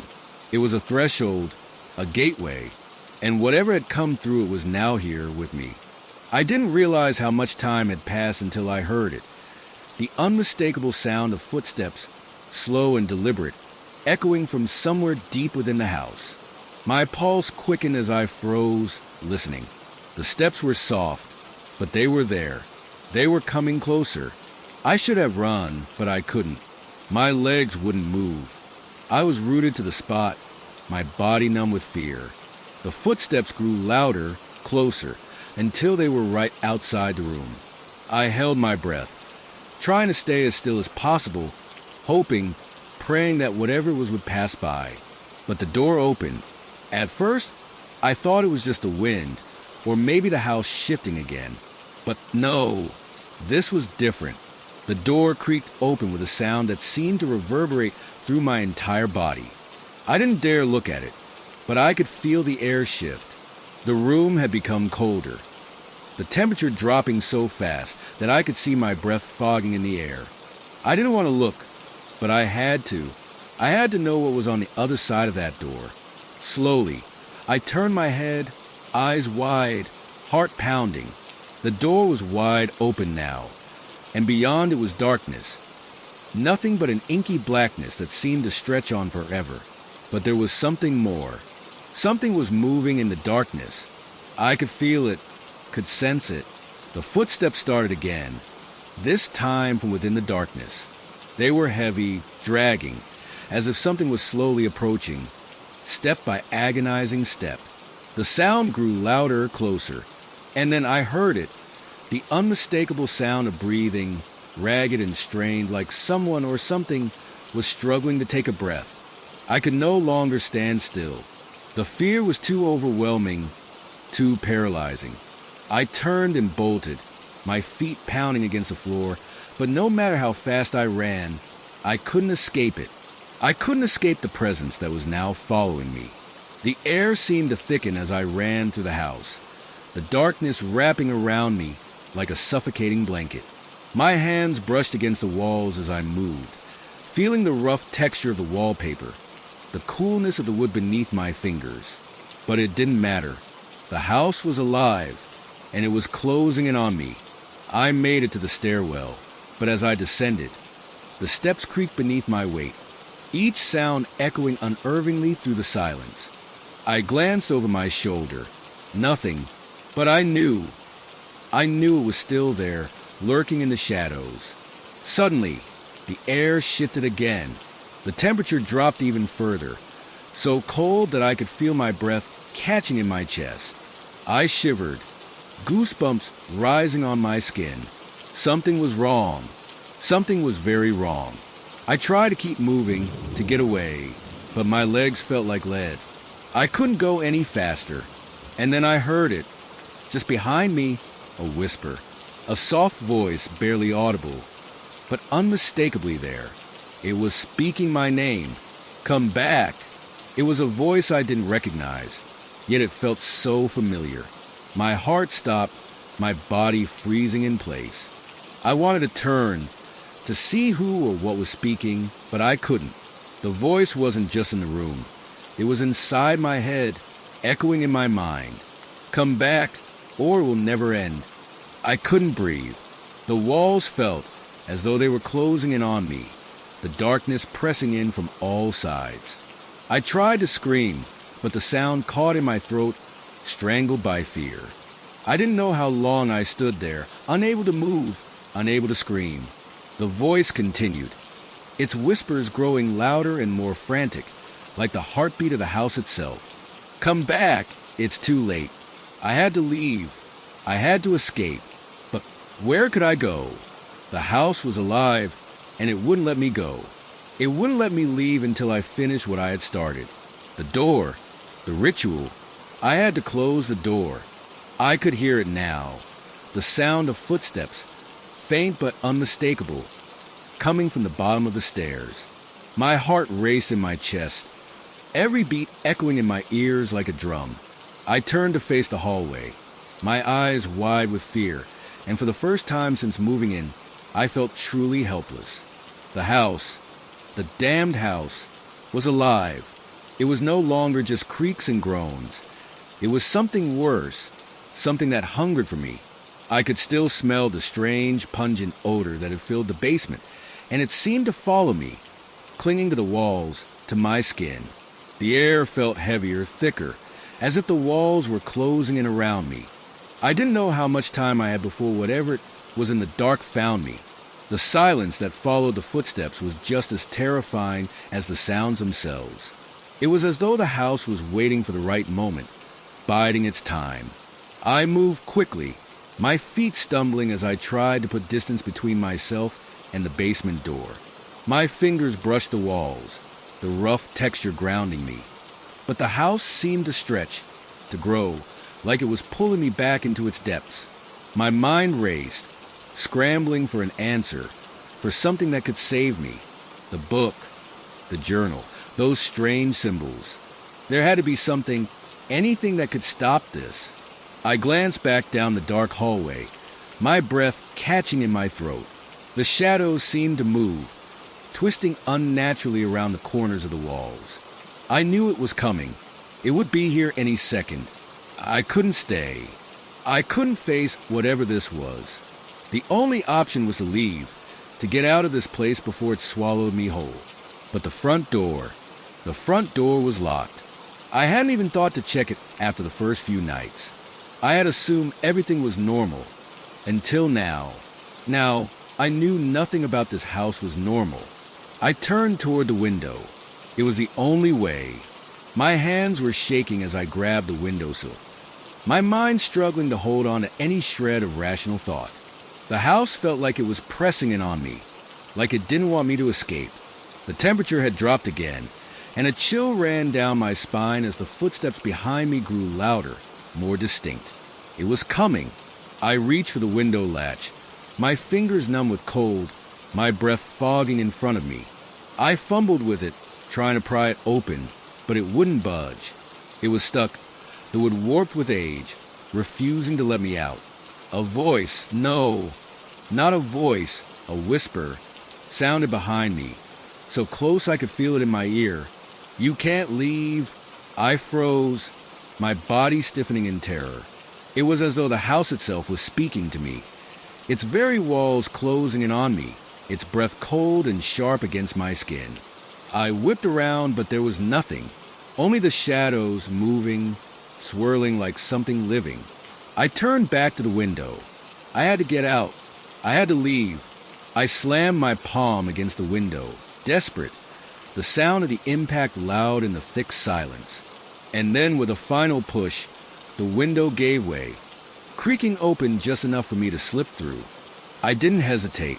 I threw myself out of the window, hitting the ground hard, the sharp pain of impact shooting through my legs. But I didn't stop. I scrambled to my feet and ran. Faster than I had ever run before, the gravel beneath my feet sharp and biting, but I didn't care. I had to get away. I didn't look back. I didn't dare to. The house was behind me now, just a silhouette in the distance, but I could still hear it. The whispering, the footsteps, the creeping feeling that it was following me. The terror hadn't stopped. It had followed me out into the world, where I thought I'd be safe. But I knew now that the house would never let me go. It would always be there, lurking just beyond my reach, waiting for the next person to take its place. I don't know how far I ran. The streets blurred together, the darkness wrapping around me like a shroud. I finally collapsed at the side of the road, gasping for breath, my body shaking from exhaustion, but the fear was still there, still gnawing at me. The house had changed me. It had marked me, and I would never be the same again. The whispering was faint now, but it was still there. I could hear it on the wind. "You can't leave," it said. I turned back to look at the house. The lights were off, the windows dark. But something was different. It was as if the house was waiting for me to come back. And I knew deep down that it wasn't over. The house was still there, still waiting. And sooner or later, it would find me again. It always found its way back to those it had claimed. I stood up, my legs shaking beneath me, and turned away from the house. But I couldn't shake the feeling that it was already inside me, that whatever it had awakened, whatever it had released, was never going to let me go. I glanced over my shoulder one last time, and I heard it, faintly in the distance, the sound of footsteps, and then silence. The silence that followed was worse than anything, because I knew it was just waiting, watching, for me,